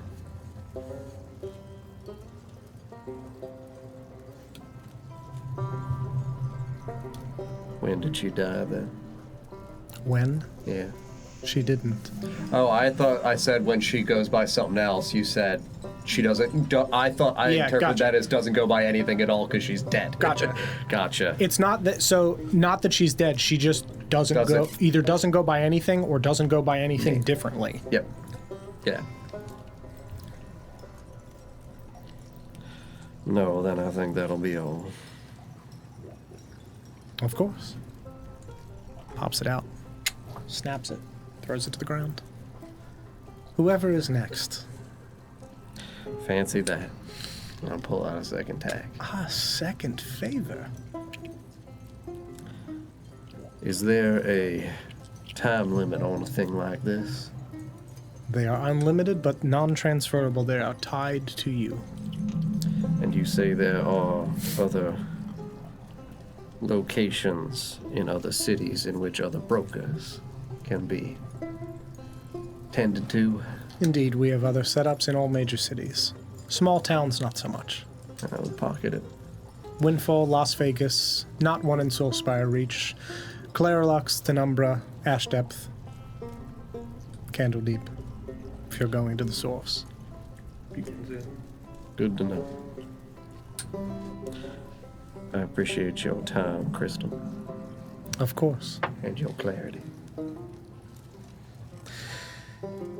Anyone else have any favors, or are we all completed for the day? I am done. I think that about does it for us. Wonderful. I was expecting a little bit of a performance because there was big curtains, grand opening, and She thinks this is a ballroom. fancy floors, but There's a bit of a performance right through those doors that you came in. well, thank you. He's course. kicking us out. Nice meeting you. Very nice to Good meet smelling. you all. Is the room still spinning? We still making? It's just vibrating faster. ever so slightly. I'm taking my incense with me. Well, I think it is a little strange that our chairs are now up against the outer wall. I thought it was weird that the walls were doing this thing. We're like up against the wall. If there's anything else No, that Andrew's brokers, just on drugs. It's a gravitron. Slides up. if there's anything else that the brokers can do for you, please do not hesitate to ask. I would walk out. How much do one of these kind of things cost? Single question, 1,000 platinum. Okay. What You about ever a racing? Sorry, 100 platinum, not 1,000. That's insane. That's Oh, yeah, ridiculous. Yeah, 1,000. What about erasing that information? How much does it cost to erase your information? Same amount. Do you ever have like jobs posted in lieu of? Sorry, 1,000 platinum to erase 100 for a question. Do we have jobs posted? In which you will trade for services? You take black mark jobs. No. People purchase favors from us and dole them out as part of Black Mark jobs, as I'm assuming you all received through that. Kind of like a gift card. All right. Have a wonderful day. Are those, is there like a Don't use your credit card affiliate to buy. program where each of those ships is marked differently for a syndicate so you know where the referrals are coming from? Unmarked and untraceable. Do they get a discount if they bulk buy? Okay, bye, Sapphire. Have a wonderful day. Yeah, you guys walk back out through the doors into this same marble floored room. Seals behind you, walk forward, push out the other doors, and it is now dark because you are in the Narrows. Oh, a performance. Yep, and you've walked out through a kind of unassuming, curtained off set of wooden doors that you push through, and out into the market in the Narrows. So it went from like sensory deprivation to sensory overload Yeah. pretty quickly. Yep, Yeah, like the unvacuum. yes. Smart 2 shut off for like half a second, like, Dial up noise. and then you reset. Sorry, I was overwhelmed. Beep boop. I'm gonna have roll around in the busted. sand again to erase the incense smell. Okay, yeah, you roll around in the like ashy, rocky sand down here because you guys are in the Narrows now. Change my lights. Oop, that's not the right one. There we go. I just don't want to smell like that place. I honestly didn't like it at all. And I'm sorry, Mark, too, but I don't know if you could smell such a thing. I can't smell.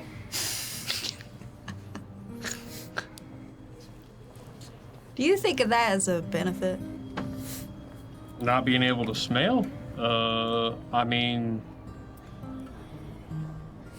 I guess. I don't know. Are there bad smells? Some things stink. Barry's out here asking the real. Well, I can't smell good things either. So should I feel like I'm losing because I can't smell good things? I think it's a good thing. And then Verity's just lifting her arms and airing out her jacket. Oh yeah, definitely a good thing. That's much better. Is that eggs? You smell that, right? As eggs. And durian.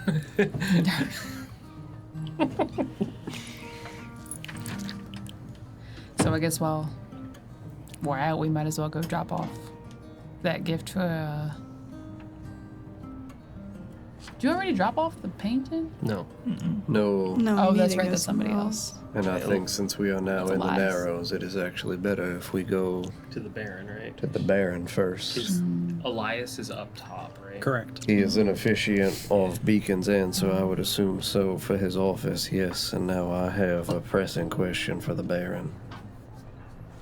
Wonderful. Baron will be nice. We go make our way there. Yeah. Back towards the restaurant where we came out of with that. Yeah, the soup The restaurant. like Restaurant. mash and whatever. Yep. It's like a ramen spot, I think. Yeah, it's like a soup K-pop place. place? There's a long line for the soup. It's good soup. It is good soup. Meyer and Marrow. Yep, that's it. Hippo man. That's right. And I wrote it somewhere. Not the dead one. Not the dead hippo that we put, well, somebody else put a correct. bullet in his head. They might be related. Could be. He did say, Brothers. I have a family. Had.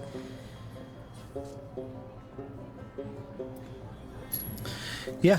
You guys head down along the outskirts of the market to the small little soup place, Meyer and Marrow. It's hustling and bustling this time of day. The hippo folk is doling out several things of brothy, meaty soups and setting them down to people as they're slamming coin on the counter and taking these like almost like clay pots off. Give me my soup! Yeah. He sees all of you and just kind of like snorts and nods in your direction and just Yeah. nods back at the curtained off area at the back of the kitchen. Walking right by. You all walk right by, down and through this set of cave-like tunnels to the door that is built into the rock.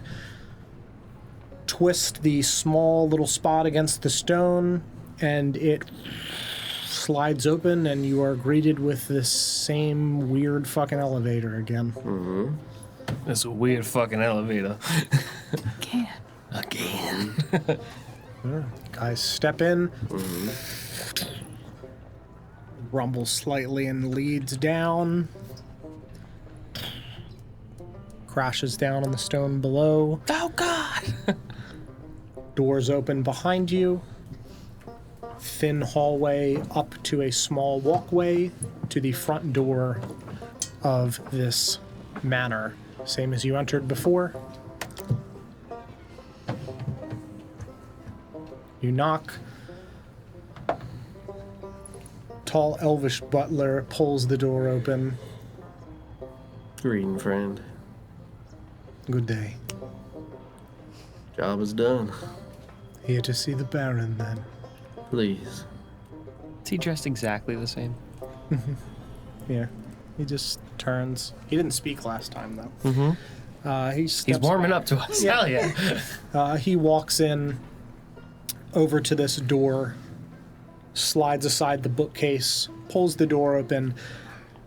She will be in her office momentarily. Please make yourselves comfortable. I'll pat him on the leg when I pass by. Thank you. You're welcome. Thank you. As I walk in the room in Elvish, I'll just be like, I like what you're doing with your hair.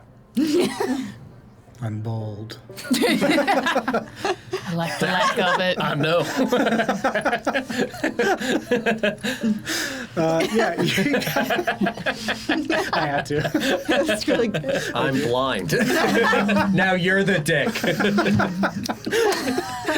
As I clack my way through the door. With the shotgun. Bow, bow, bow. Yeah, you're using the echolocation. Yeah, in here. It's my CNI gun. It's like the fucking TikTok of the dude that's the bat. And he's just, ah! What's up, man? Yeah, you guys walk into this private study. Find my. Same one as before. Yeah, same one as before. Down the set of stairs, past the picture frame. Same as before. D3. Bang. Oh, played cool. Down the stairs, there is a drink cart up against the wall. There is a charcuterie board on the table around the couch. The fireplace is roaring. Poor to make sad myself- sack of shit's getting shot in the corner. I'd like to make myself a drink and lean. True. Yeah, this is your Damn, chance. DJ. Yeah, I'm gonna lean casually against the sofa with a drink. Absolutely. Please make a roll, Chelsea. I do need you to. Hell yeah, Redemption. hell yeah, hell yeah, hell yeah. Performance. Close enough, that's a 17. Yeah, you make a drink. Chance. You lean against the table. You've never looked cooler in your life. With a cool 17! This is her moment. 17. I'd say Genevieve's just gonna grab one of the bottles from the bar cart and just plop down in one of the seats. Genevieve's having a bad day. Yeah. I yell over to Genevieve, do you think she'll notice how cool I'm looking? Probably. Go ahead and grab a bottle, pour myself a drink. So Then cool. I'm gonna grab a second empty glass. I'm gonna sit down next to Genevieve and just plop the glass in front of her. There's a sense of decorum to the way these things go. Agreed. I'm not even looking. I'm just like looking in the fireplace. I'm just looking straight forward, not at both of you. I'm just single glasses. There is a sense of decorum. I'm glad we're on the same page. You're gonna hold my hand out for the bottle. May I? Put it in his hand. Uncork it. I'll pour you a glass. Put the bottle back down on the table and hand you the glass.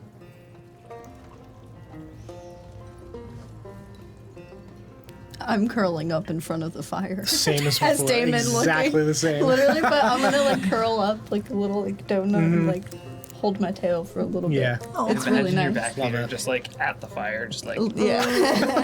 like a warming my bean. like a shrimp. Yeah. Does have beans? No. No. They have Not really. foot pads. They're They have, like feet, they're right? like They have, hands. feet. Yeah. Yeah, they have like raccoon feet. If we want to be They're more like technical, hands. then like hands. really like It's like mouse. the Yeah, they've got Mouse like hands.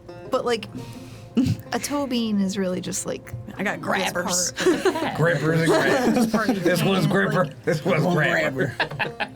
Gotta get cool socks that say. we all Yeah. we're all the same, Yeah, you curl up, Mark II. What are you doing? same bones and everything. You getting some functional whiskey? Yeah, I just get a glass of whiskey and stand at the other end of the bar from Andy. Okay. Not next to Andy, but down the other end of the bar. Yeah. Far too cool. Andy, you're trying too hard. You gotta look more natural. I disagree. God said I've never been cooler. My God. My God. I agree. You look as cool as I've ever seen you. Oh, But Mark II, what are you trying to say? you may sometimes being as cool as possible is by itself kind of uncool. Who told you this, Artie? Well, no, he didn't tell me anything other than chop, chop, chop. All right, cool. Like sometimes, you know, when I was fighting, if I knew I could beat the guy, I wouldn't try my hardest, and I would make kind of make it look easy. I'm not trying my hardest. I This is me just being cool. I mean, keep being cool, but be cool easier. I've never cool, easy. been. I've never been more easily cool in my life, Mark II. Get that quote down. Be cool. Easier. I'm just trying to help you. I feel like I appreciate the help, but when she walks in here and goes, "Wow, she's cool," you're gonna feel silly. Take it from the robot with a bird on his shoulder. He knows how to be a wingman. Damon, you think I look cool, right? Hmm? Do you think I look cool? Still staring in the fire. Damon? You look great. Thanks. See, Damon says so. Don't shake your head. My angry bisexual wife. Where are you posting up, Ulysses? I'm gonna lay down on the rug in the middle of the room, flat on my back, and just kind of put my head Yeah. back on my hands and look up at the ceiling. God damn it, he's so cool. Cross one leg over the other, and just kind of look up.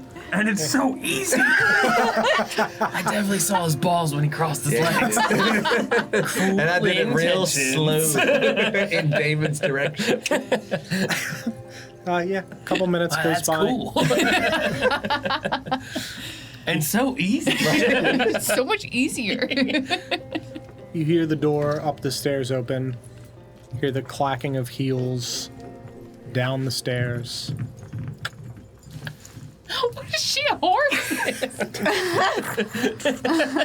Just trotting down the hallway. Flip-flop. I was running down the stairs on all fours. Jesus. She's so cool. It's so easy. Out walks the Baron, dressed very similarly as before. Very clearly a different outfit, but the same funeral blacks that she had on before, with the half veil and the hat. Walks out, and she's carrying like a long metal box. She just walks over to all of you. Successful mission? Quiet. Wonderful.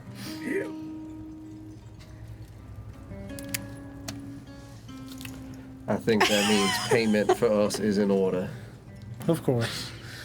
She sets the metal case down on the bar, Congrats, Mark just II. slides it down to Mark II, Is this what I think it is? as requested. What is it, Mark II? It's my sword gun. It's a gun sword. I got him finally. And I just flip it open. Yeah. So you flip open, and in a velvet-lined case, there is a metal plaque that says the name of this sword gun, the Iron Requiem, Mark I. Take a sword. Gun. And what you see is a rust-infused clockwork amalgamation of a weapon. The hilt is built of several individually spiraling tubes filled with echo on the inside of the leather bindings, cascading up towards an incredibly sharpened blade. The hilt guard extends outward in almost like wings, almost extending out from the blade, curving up back towards it and twisting up, almost like a rapier slightly, where it kind of twists back on top of the flat of the blade. And you can see that there are 2 holes along the side of the blade. It is short sword length as requested. And the blade itself is an immaculate, blended metal sword, Damascus, sharpened to a point. And you pull this out, and it is hefty.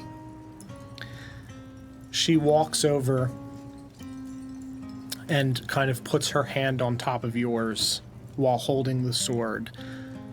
And you feel along the leather binding where these tubes are that there is like a slightly twistable spot. She points it away from everyone up towards the ceiling and twists your wrist, and 2 bullets fire out from the hilt guard of the sword, crashing up against the ceiling. I'm sorry, that doesn't usually happen. If I might for a moment. Sure. Thank you. set it in her hands. She twists the other way against the hilt and spins the blade back in on itself, and it thins out the hilt and elongates into like the length of a rifle. Like covering over the blade so he doesn't have a blade Correct. resting on his shoulder. Yes, covering over the blade with plating that slides down and extends the hilt guard forward. And she twists it back and flips it back. Here's your sword. I don't know how to remotely put that in D&D Beyond. I'm going to figure it out. You're probably going to have two weapons. It is a Sword and sword. gun. It's a sword gun and a gun sword. It's both. So Hell you switch This modes. is the happiest he has ever been in You're his gonna whole love it. life. You're going to love it. I've never been happier. Thank you, Baron. So it is a sword that has a gun attached, or it is a rifle that has a bludgeoning weapon attached. So depending on whether you're trying to be close range or long range, your damage is increased or reduced accordingly for which either weapon it is. There's details in there Hell about yeah. some negatives and positives for critting. I think you're gonna love it. Hell yeah. Thank you, Don. Thank you, God. And Baron, thank you, Baron. This is I'm gonna put this to good use. Of course. I'm glad that it pleases you. It certainly does do that. Wonderful. Can robots get In erections? Never various felt so ways. pleased. Can robots get erections? Multifunctional. But it's functional. It's Exactly. multifunctional. I suddenly need an And you have any questions, just let me know, obviously. Yeah, you got it. Yeah, the stuff at the top applies to both. It says that it does, but just for clarity. Cool. Barry, Berry. It's big. Drink it all. 5 trail burners and a barrel full of spark dust are ready to go with local weaver Bongo Gesundheit. I can deliver them to your family the next time they are in the market, or if you'd like, you're welcome to pick them up from Bongo and deliver them yourself. Introduce your friends to the family. See, I don't really know how to introduce my friends to my family. We don't really bring our neighbors in too much. So I think it'd be better if I wait. Bring a softer opening. All right. Do you want to just meet them in the market sometime? I think a gathering for a good trade would be a good old-fashioned meetup. All right. Then I'll leave them with Bongo, and you can pick them up whenever you're ready to deliver them to your family when they're in town. Fantastic. Wonderful. If that suits you. For now, it does. Perfect. They're immaculately built as all things that Bongo builds. Nice and shiny. Brand new as rust can be anyway. Yes. But of course, you're welcome to inspect, and if there's anything wrong with anything, please let me know. Sure will. I'm gonna get Russell back up in the Yeah. nice cozy fire. Pull up my list of people asked for. I know. Oop. Andy. It's Andy. It's Andy. One kiss on the cheek. Just tell me I'm cool. The Baron takes her out to dinner. Right. A plaque. You that says Could ask. 17 out of 20 on the cool meter. You asked for information on Eris Driftwind of the Reverie, yes? I did. Pours herself a drink and just leans over, sets Out of herself it. right next to you. Hot, tall woman. Takes a deep drink. Wraps her mouth around the top of the glass and just. She's not even going to pour the glass. She's going to drink out of the bottle, actually. It's easy. So easy, damn. Staring at the fire.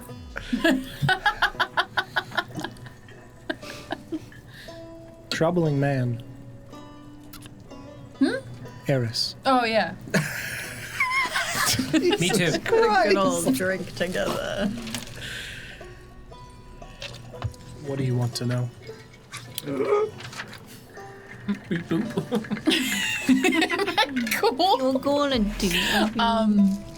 It's been quite a while since I've seen Eris. I'm curious as to what he's been doing, if there's been any news coming from the revelry. Any changes since I've left? More than news. Oh?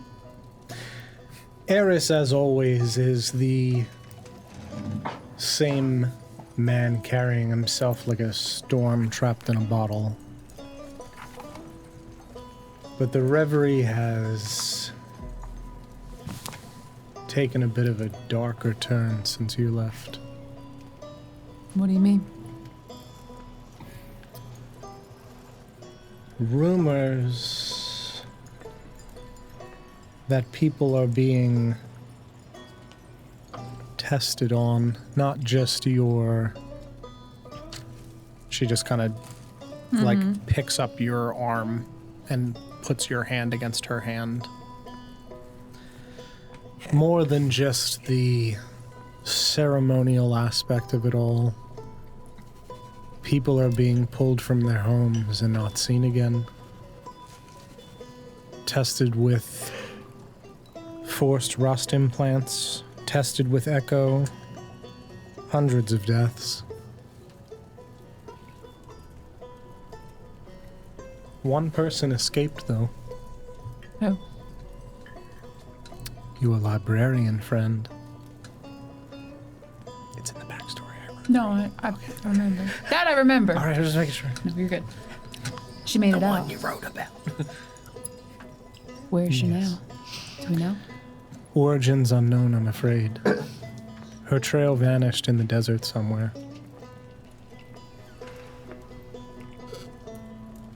But there's a kill order out on her from the reverie. So I'd imagine she's somewhere in hiding. From what I've heard, she didn't look too well when she left. Runes scratched on her back.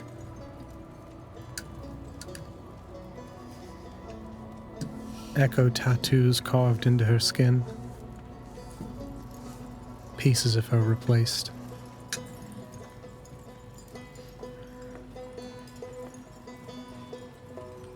If I had a nickel for every time I had a best friend who got destroyed in a religious cult, I'd have 2 nickels, which isn't a lot. Weird that it happened twice. You wrote both of them. I didn't write shit. First off, That's the Not a problem. good thing to admit. whoa.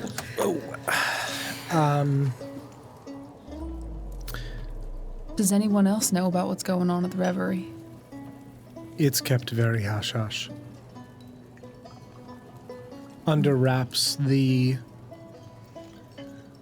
imports are still happening. Echo tubes are still being whisper coils are still being dropped off by Scrabbler clans. From the outside looking in, it still appears to be the same religious cult that it was before, but deeper within, things are much worse.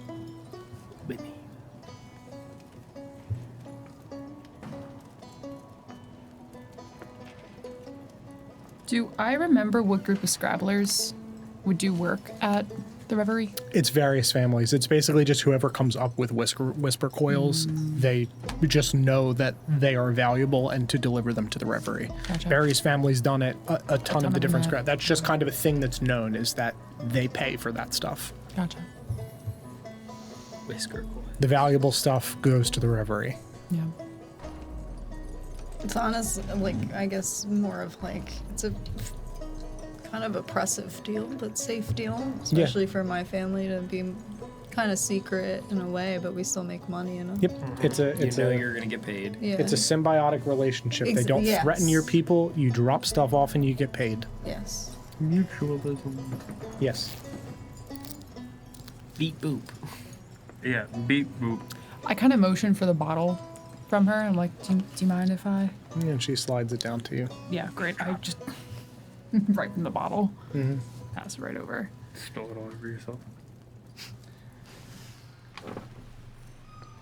From what we've found recently, from the most recent trial, 9 deceased, 3 fell to madness, 2 evaporated into nothingness, and your librarian escaped.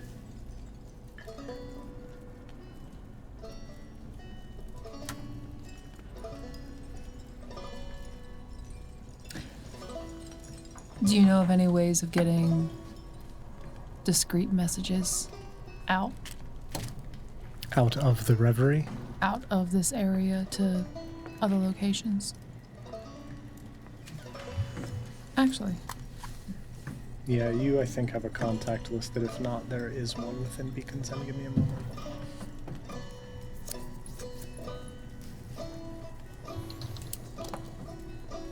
I don't remember if you do or not. Give me a moment.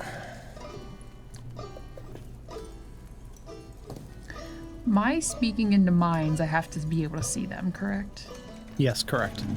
Right. Yeah, you can't just, like, broadcast. Okay. It's not message. Yeah, it's not No. message.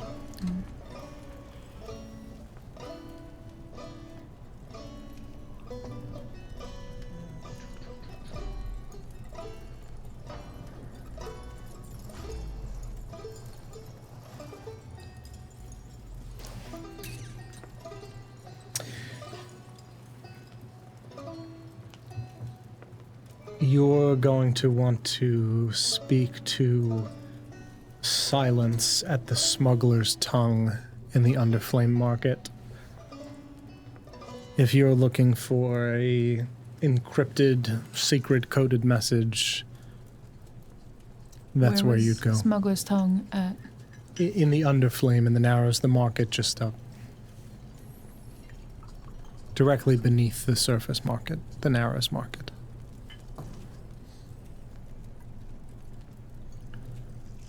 They're an offshoot of the couriers. They will attempt to track down whoever you're attempting to get a message to, and it will be kept encrypted until such a time that that person is found, if they are found.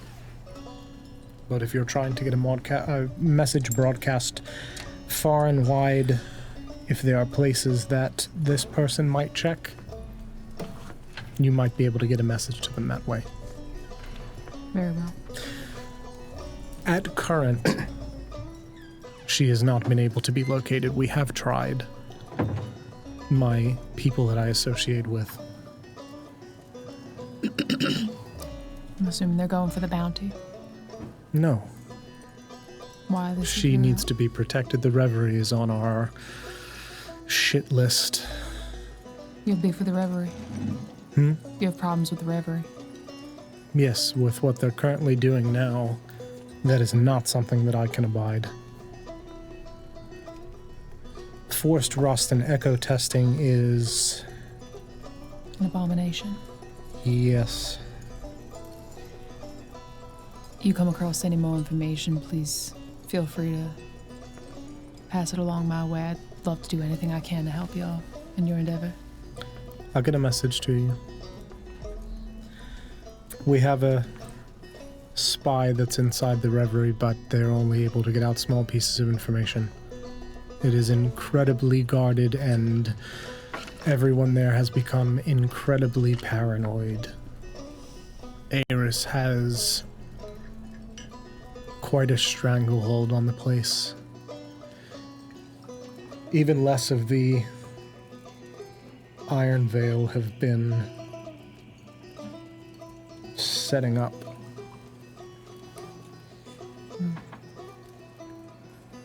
And they're everywhere.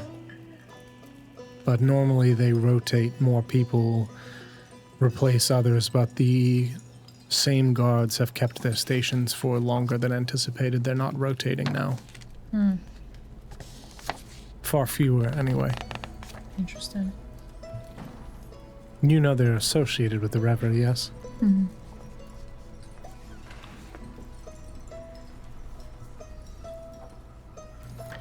I apologize that I did not have better news for you, but News is news. I appreciate you getting it my way.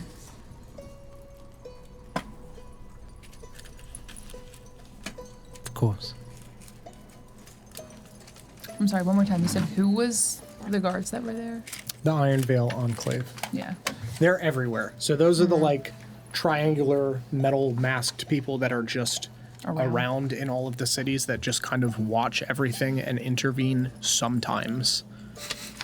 But like they're not cops. They're Yeah, just like mercenaries. they're just watching. So perverts. basically what she's saying is that normally more are coming out of the reverie and they're swapping people in and out, and that's happening a lot less now.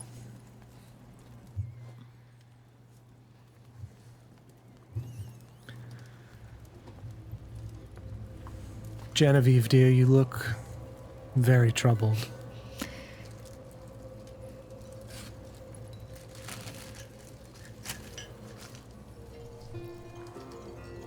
I mean, it's... I could use some good news. Got terrible news. Best I can do is terrible.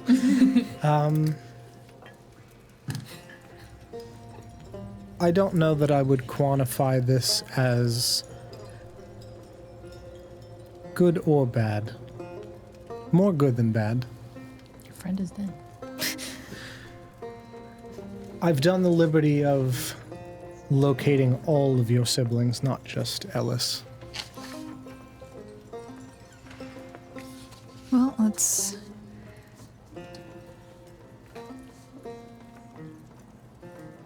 might be useful, at the very least.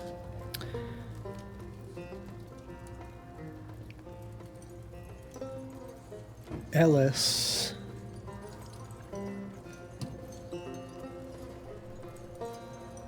"5 years ago now, fled your family's home. After Wesley and Clara were sent to Tenumbra, your youngest brother fled and made his way up the mountain to Soulspire Reach, where his gifts might be appreciated.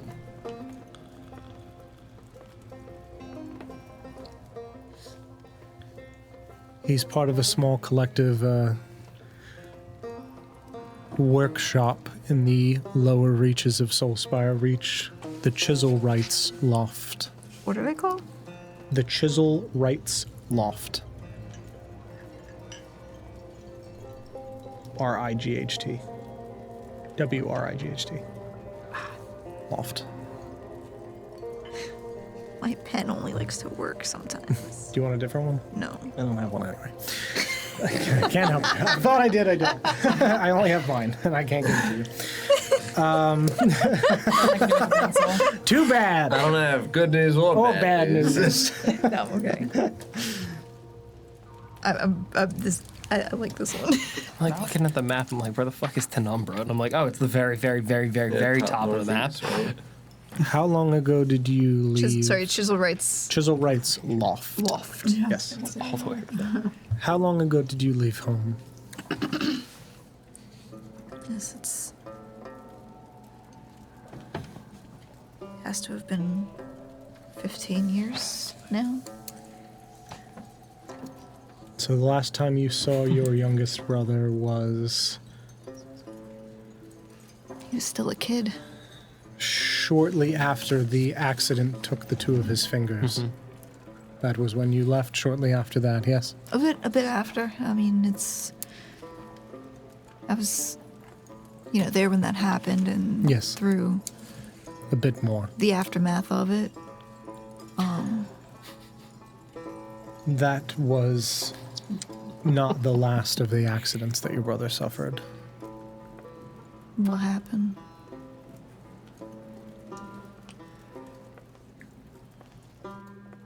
Your brother is a relatively gifted rust weaver, but even still, he was only a child. Similarly to the accident that took 2 of his fingers, an echo explosion took his entire left arm. It's been replaced with a rust mechanic arm, but the worst of it came about a month after he turned 18. He was always ill, your brother. Frail. Heart gave out at 18. Woke up with rust inside. Woke up where? One of the best weavers money could pay for.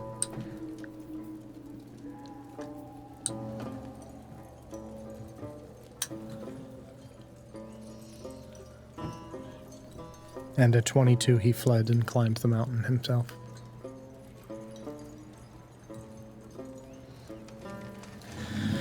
Your parents have made attempts to reclaim him from Soulspire Reach, but Of course they have. the city of Soulspire Reach, they protect their weavers. The syndicates don't even really try anymore to pull people out. Your parents must have insisted, but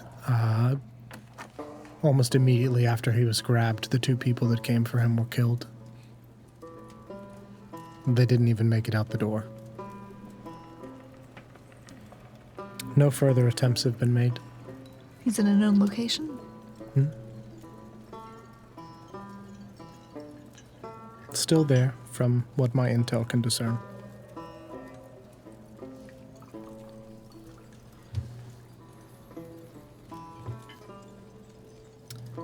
This Chiselright's loft.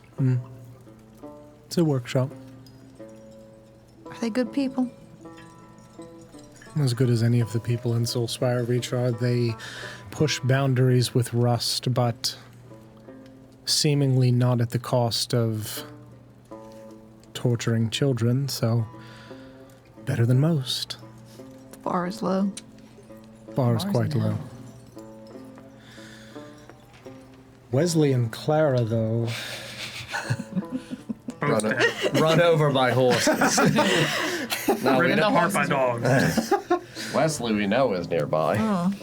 We know he's up to something. bit of a scandal, those 2. Scandalous. Scandalo. They were in Tenumbra. Came all the way across to Claire Lux. Yeah.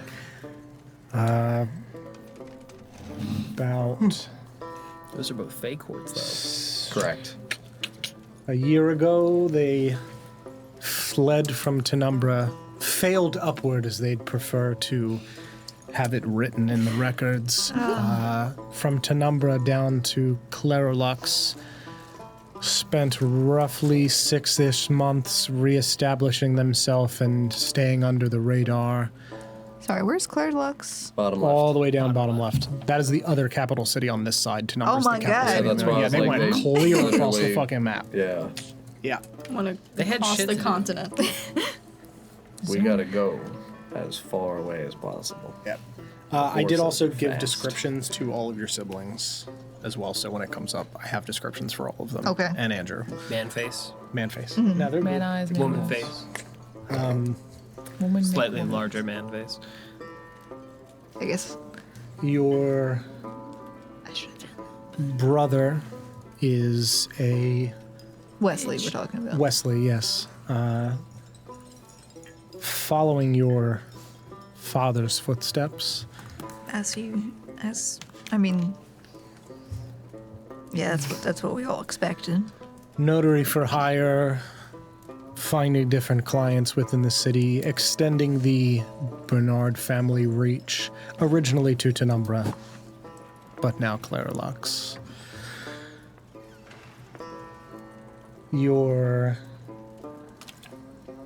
He does contract drafting, syndicate arbitration, anything from clean clientele down to syndicate work, taking pieces of operations and funneling the money back to your parents. Ocean paper. And your sister took after your mother. She is... Sorry, did they travel together? Yes. The Bernard name was no longer good in Tenumbra Excellent. because of your sister. Burned down Shame an upon entire your family city. name. She killed this old man. Gave him some kind of disease. He died. She is a socialite and, as you can imagine, manipulator. She makes her way through the underbelly of Clarelux and finds clients for your brother.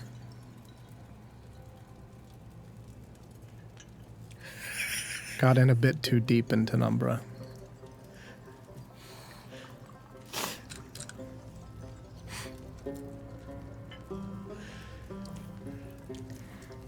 I'm just thinking of Sarah's sister's got a lot in common with Ulysses.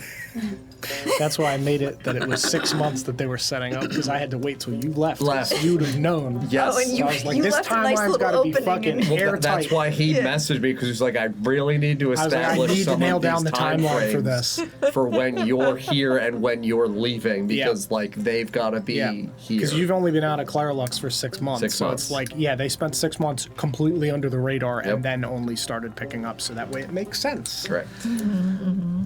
Airtight. Airtight. Nobody gets turned into a tree in this campaign because I don't know dates. Thank God. Not yet. Not yet. Still got a lot of questions, Don. Yeah, that's fine. Her social calendar is tightly woven with the Solus Court elite. And the two of them trade in secrets, rumors, favors, and she feeds clients directly to your brother. And they funnel money back to your parents. Tight little operation.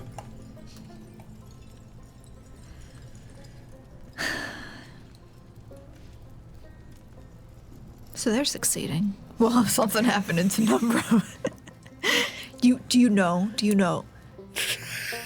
What did she do? She killed a man. She might have. No, She killed 2 men. 3 men. Do you have 3 men? she was You. A spider. in a relationship with an heir to one of the contract record and debt syndicates within Tenumbra. For your brother's benefit, of course. The Black Vellum.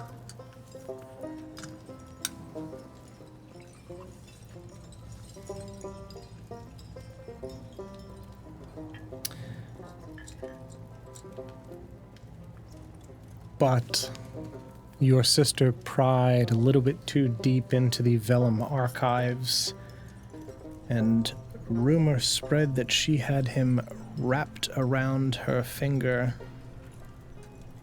and secrets started spilling out, and that was no too pleasing to the leaders. So they cashed in their favors and slipped away.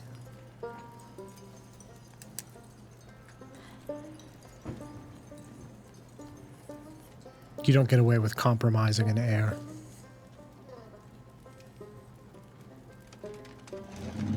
Not enough damage that they've changed their names and hidden, but fleeing clear across the continent paints a picture. They put a whole mountain range between them, and Well, they spun the story, of course. Tenumbra was a stepping stone. Claralux was ultimately always the destination for the Bernard clan. Of course. Well, thank you for that. Mm-hmm. I am glad to know my brother. I'm glad to know that Ellis is thriving away from the family. And that Wesley and Clara are doing whatever it is they're doing. Yes.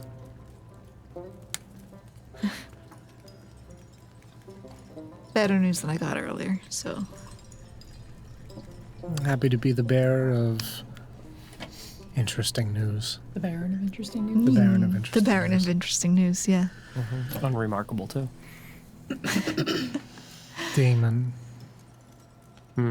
Pour me another before you you get into your. Just gonna hand you the bottle at this point. Bongo has been paid in full for whatever you need. Excellent. You... He can handle it?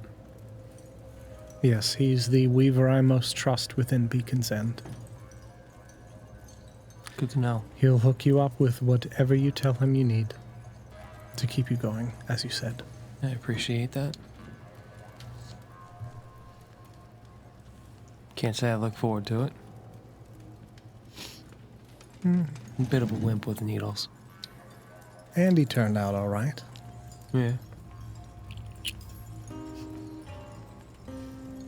So cool. Said my name. So easy. I'm just having like flashbacks of like having to get this thing installed. I'm just, yeah, no, it's great. Not painful at all. Yeah, I can't say I look forward to it, but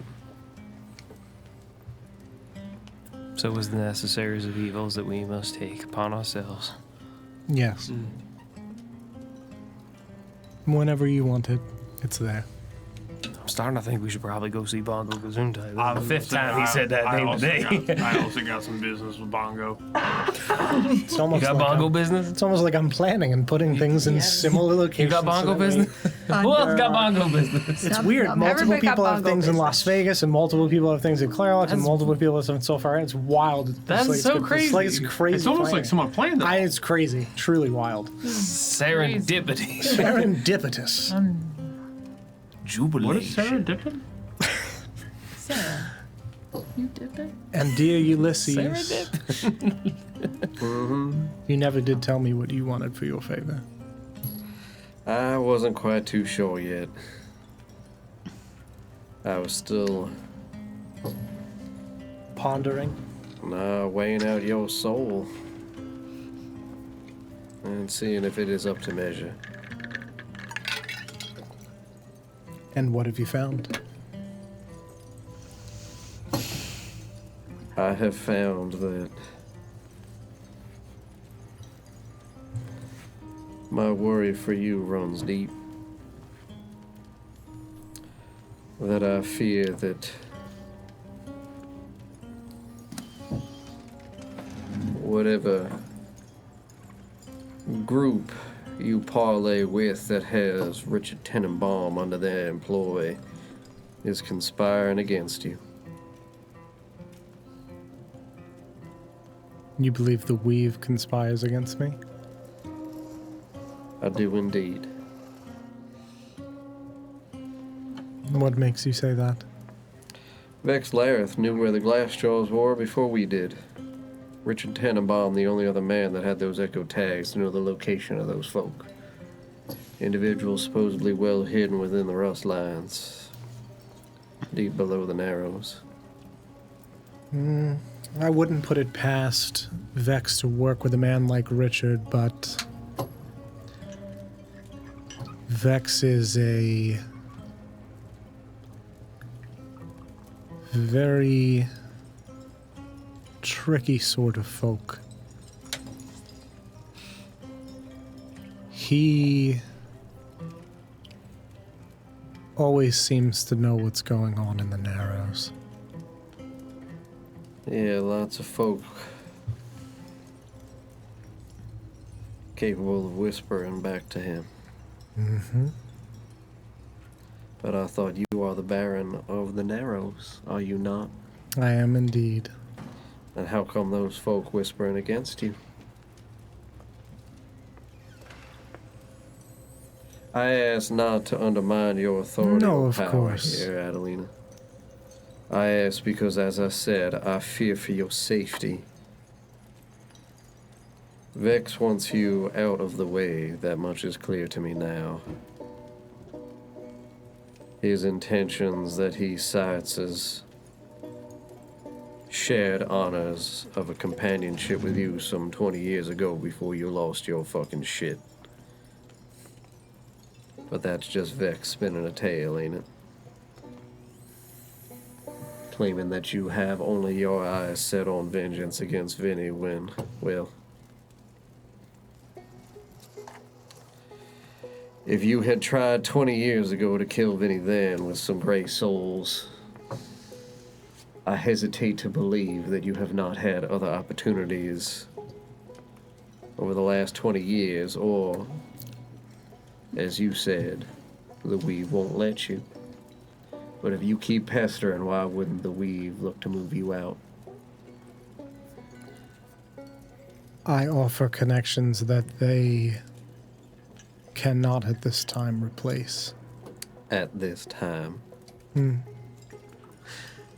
I don't pester. No. I make moves in the dark.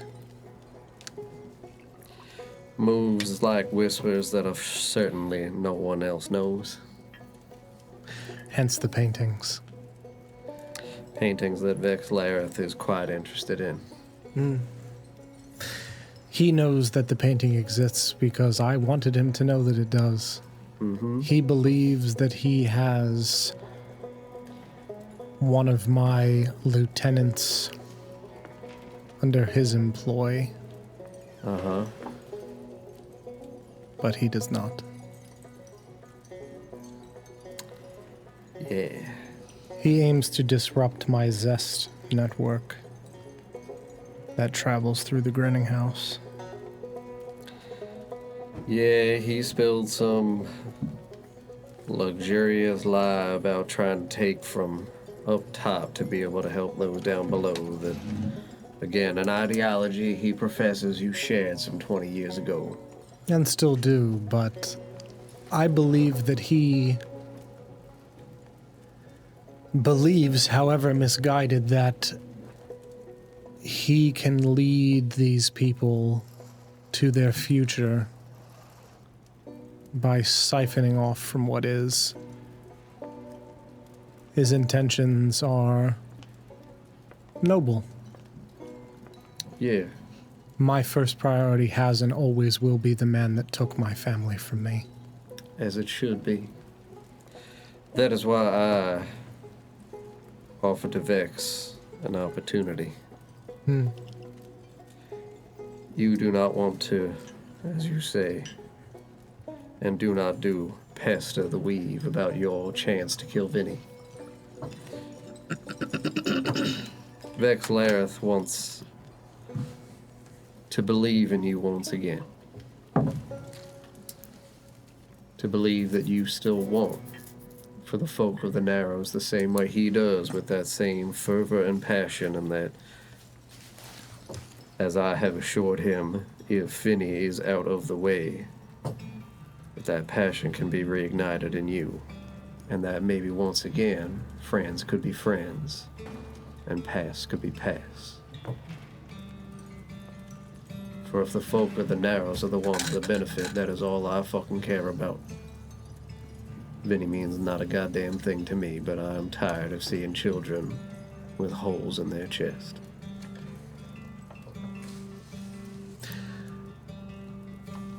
Vex tells a good tale about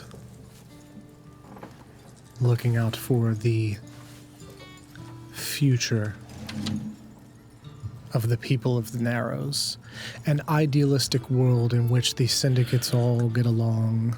Oh yeah, I called him out on platitudes and policies with no action. He claims to look out for their future, but I look out for their fucking present. Yeah. Not a person goes unfed in the Narrows. I can't be everywhere. People make deals, children go missing, but not a person goes hungry. Yeah. I didn't have time for only his idealistic bullshit. Yeah. But what if time could be made? Do you believe that it could? I don't believe in his version of it. Nor do Some I. version of it, perhaps. Nor do I. I think that man can't see the forest through the trees. And he does not truly know what goes on at the table that I sit at. And that is why I would not want you to not be at that table. Precisely. I know what goes on. And she pulls her dress back and exposes the Cheese. The cheese. And we're back. Do I recognize? I have a migraine. I actually have a migraine. She exposes, scarred into her back, very similar writing and runic patterns that you saw on the backs of both of the paintings that have false information. Yeah. I know what goes on at that table. Yeah. Not all of the leaders of the syndicates are only out for themselves. People like Vinny, people like the Reverie, we are aware of the misdeeds that they do. But sometimes death brings more death. That is why Vinny is off limits. Because far too many have died trying to remove him from his seat. He has a fortress somewhere in the desert. It moves. He moves. Too hard to siege. I don't think so. He knows the tunnels better than anyone. Why? Him and Midnight walked them long ago. Mm-hmm. And from what I've heard, he claims to hear things in the earth. I know all too well. I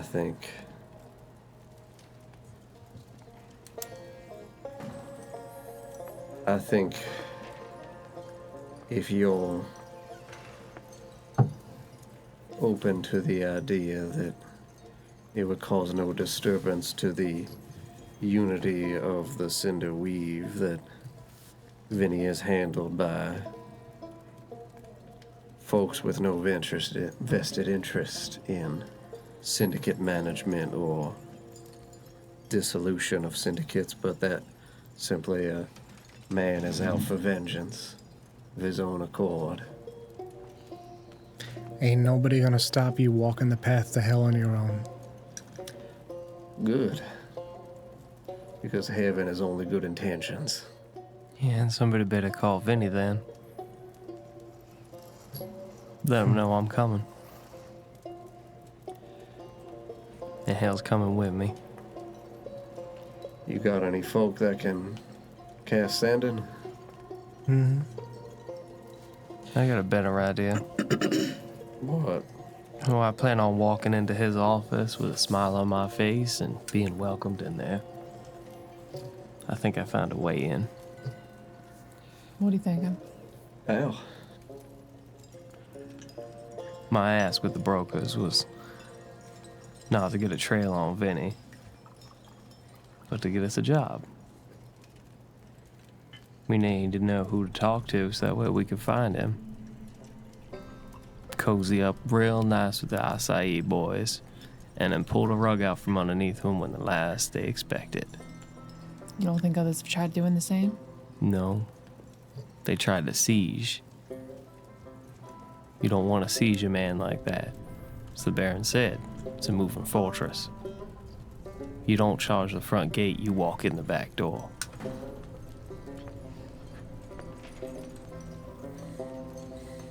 I hesitate to think a man as paranoid as that is not going to already know that we have met with the Baron.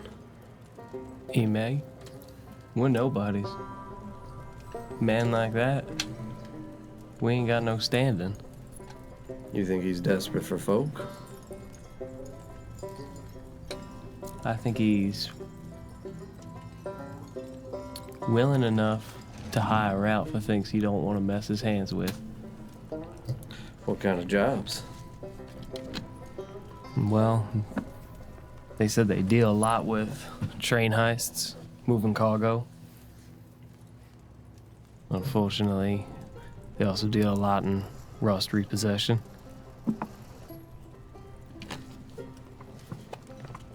We find a way to help those affected while also working our way inside. So I can cozy up real nice with the man. David, I'm gonna be honest. If we come across somebody and we have to repo their rust, knowing it could potentially go back to the Reverie, I cannot do that in good faith. And we won't. You don't think that's gonna draw attention to us? We won't work those jobs. You don't think that's gonna draw attention to us? That we're picking and choosing what jobs we want to do for one of the most... No, we don't pick and choose, we specialize. If we need an in on anything, we know how a good train job's run. I'm not opposed to taking down Vinny. We But got no. friends with vested interests is all I'm saying. I need to take care of things at the Reverie before I go on a suicide mission. It ain't no suicide mission. I think your best in with Vinny is, yeah, run a job. But they ain't gonna trust you. Most people don't make it back from those jobs. Man's incredibly paranoid. But you'll get an idea of the people that work in his circles. And then you go looking for the maps. You find your way in those tunnels. You'll find your back door. That's all I need. You said he has a fortress out in the sand that moves. Mm-hmm. It don't stay in one place. Like a crawler. Kinda like a crawler, but bigger. And there's multiple. He leaves the crawlers, enters into the tunnels, and pops up at one of several locations at any given time.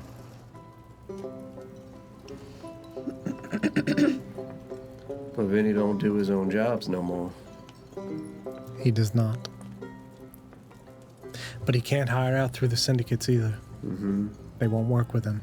Mm-hmm. So like Damon said, they're desperate for some amount of folks, Yeah. but you ain't being brought into the crawlers. No. Word goes out, no one goes in. You gotta get him in the tunnels. You find what crawler he's in, you find the tunnels, you get in that way. Easy. Don't siege a fortress, come up under it. And as for Richard fucking Tannenbaum, Thorn in your side, you said. thorn in my side but valuable to the weave. He... Playing the bones. Trying to. He's at least. playing the bones, playing the claws. The man is providing additional zest from the claws that get worked into my operation right in my backyard, and I don't much care for it. Yeah, you don't lease land from the bones. Not giving them rights to whatever inspection and oversight that they want, unless you just front, you ain't working for the bones. I think he works for both, Yeah. trying to pick and choose which one he wants to side with at any given time. But the claws make some other zest, gets worked into my network. But I don't like it being so close to the city. No. No, he's looking to take over that whole area of the floodplain and use it for herb cultivation for the claw. Not out here. Nah. A lot of rust equipment going in and out of that place. Then he gave them the highlands, yeah? Draw their teeth.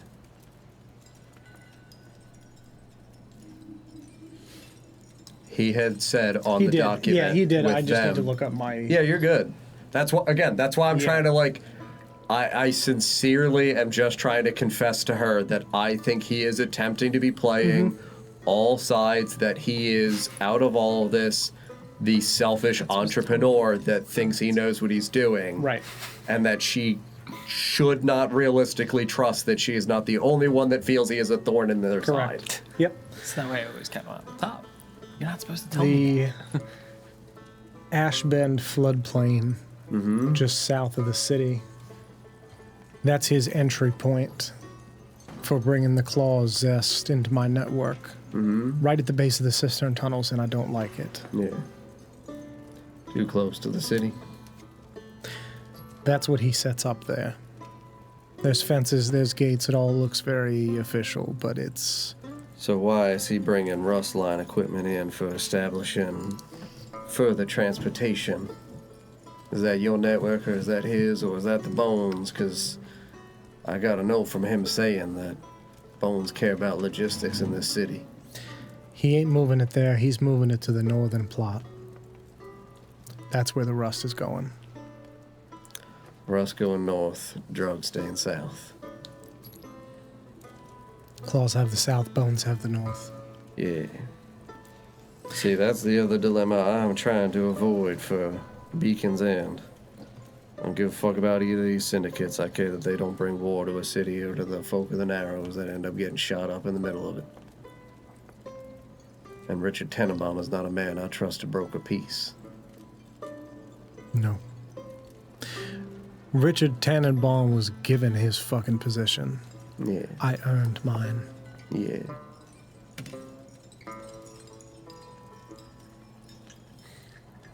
What do you suggest we do? With Richard, nothing. You fuck with that man too much, you're gonna throw everything off that I'm working for in the weave. Yeah, and then the whole Bones operation gonna come down here and try to set things right. Mm-hmm.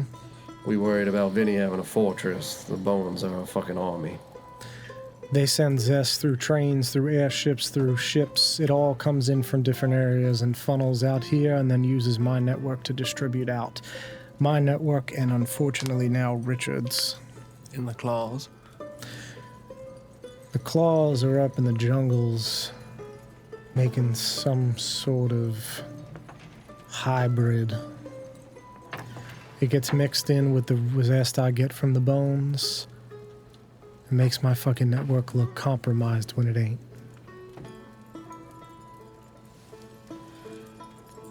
That's why I don't like it. Do you want to know? Know what? I fear that Morgan Lux was establishing his deal on behalf of the Claws of Thunder, trying to buy his way back in. Valuable rust found northwest out of here in the desert. Brokered through a man named Roland Bumbledore down in Clare Lux, a figure who is quite exquisite when it comes to rustricity and hydroelectric power. Claws of Thunder have always been looking for ways to better propagate their agriculture. But irrigation, I fear, does not only sometimes carry just water. I fear they want to carry echo to the crop. Zest and echo. Some kind of damned infusion. And I fear that people here who rely on the cistern tunnels for water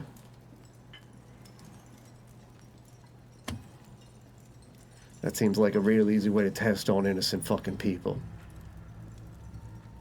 And I do not want to watch that madness unfold.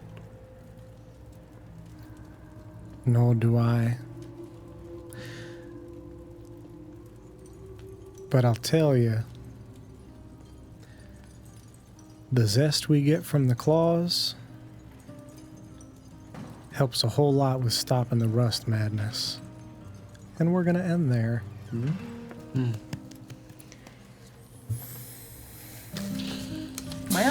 Well.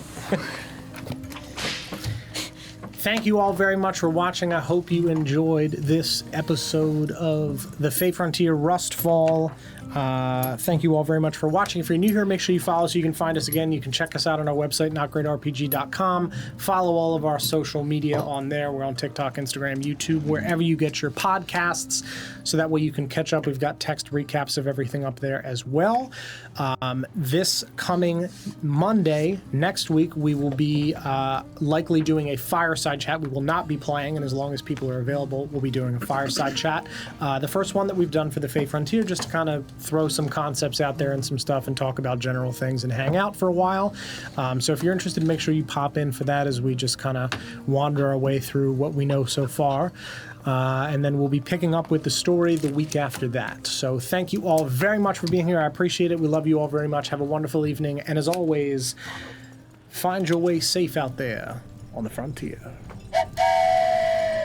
Good night.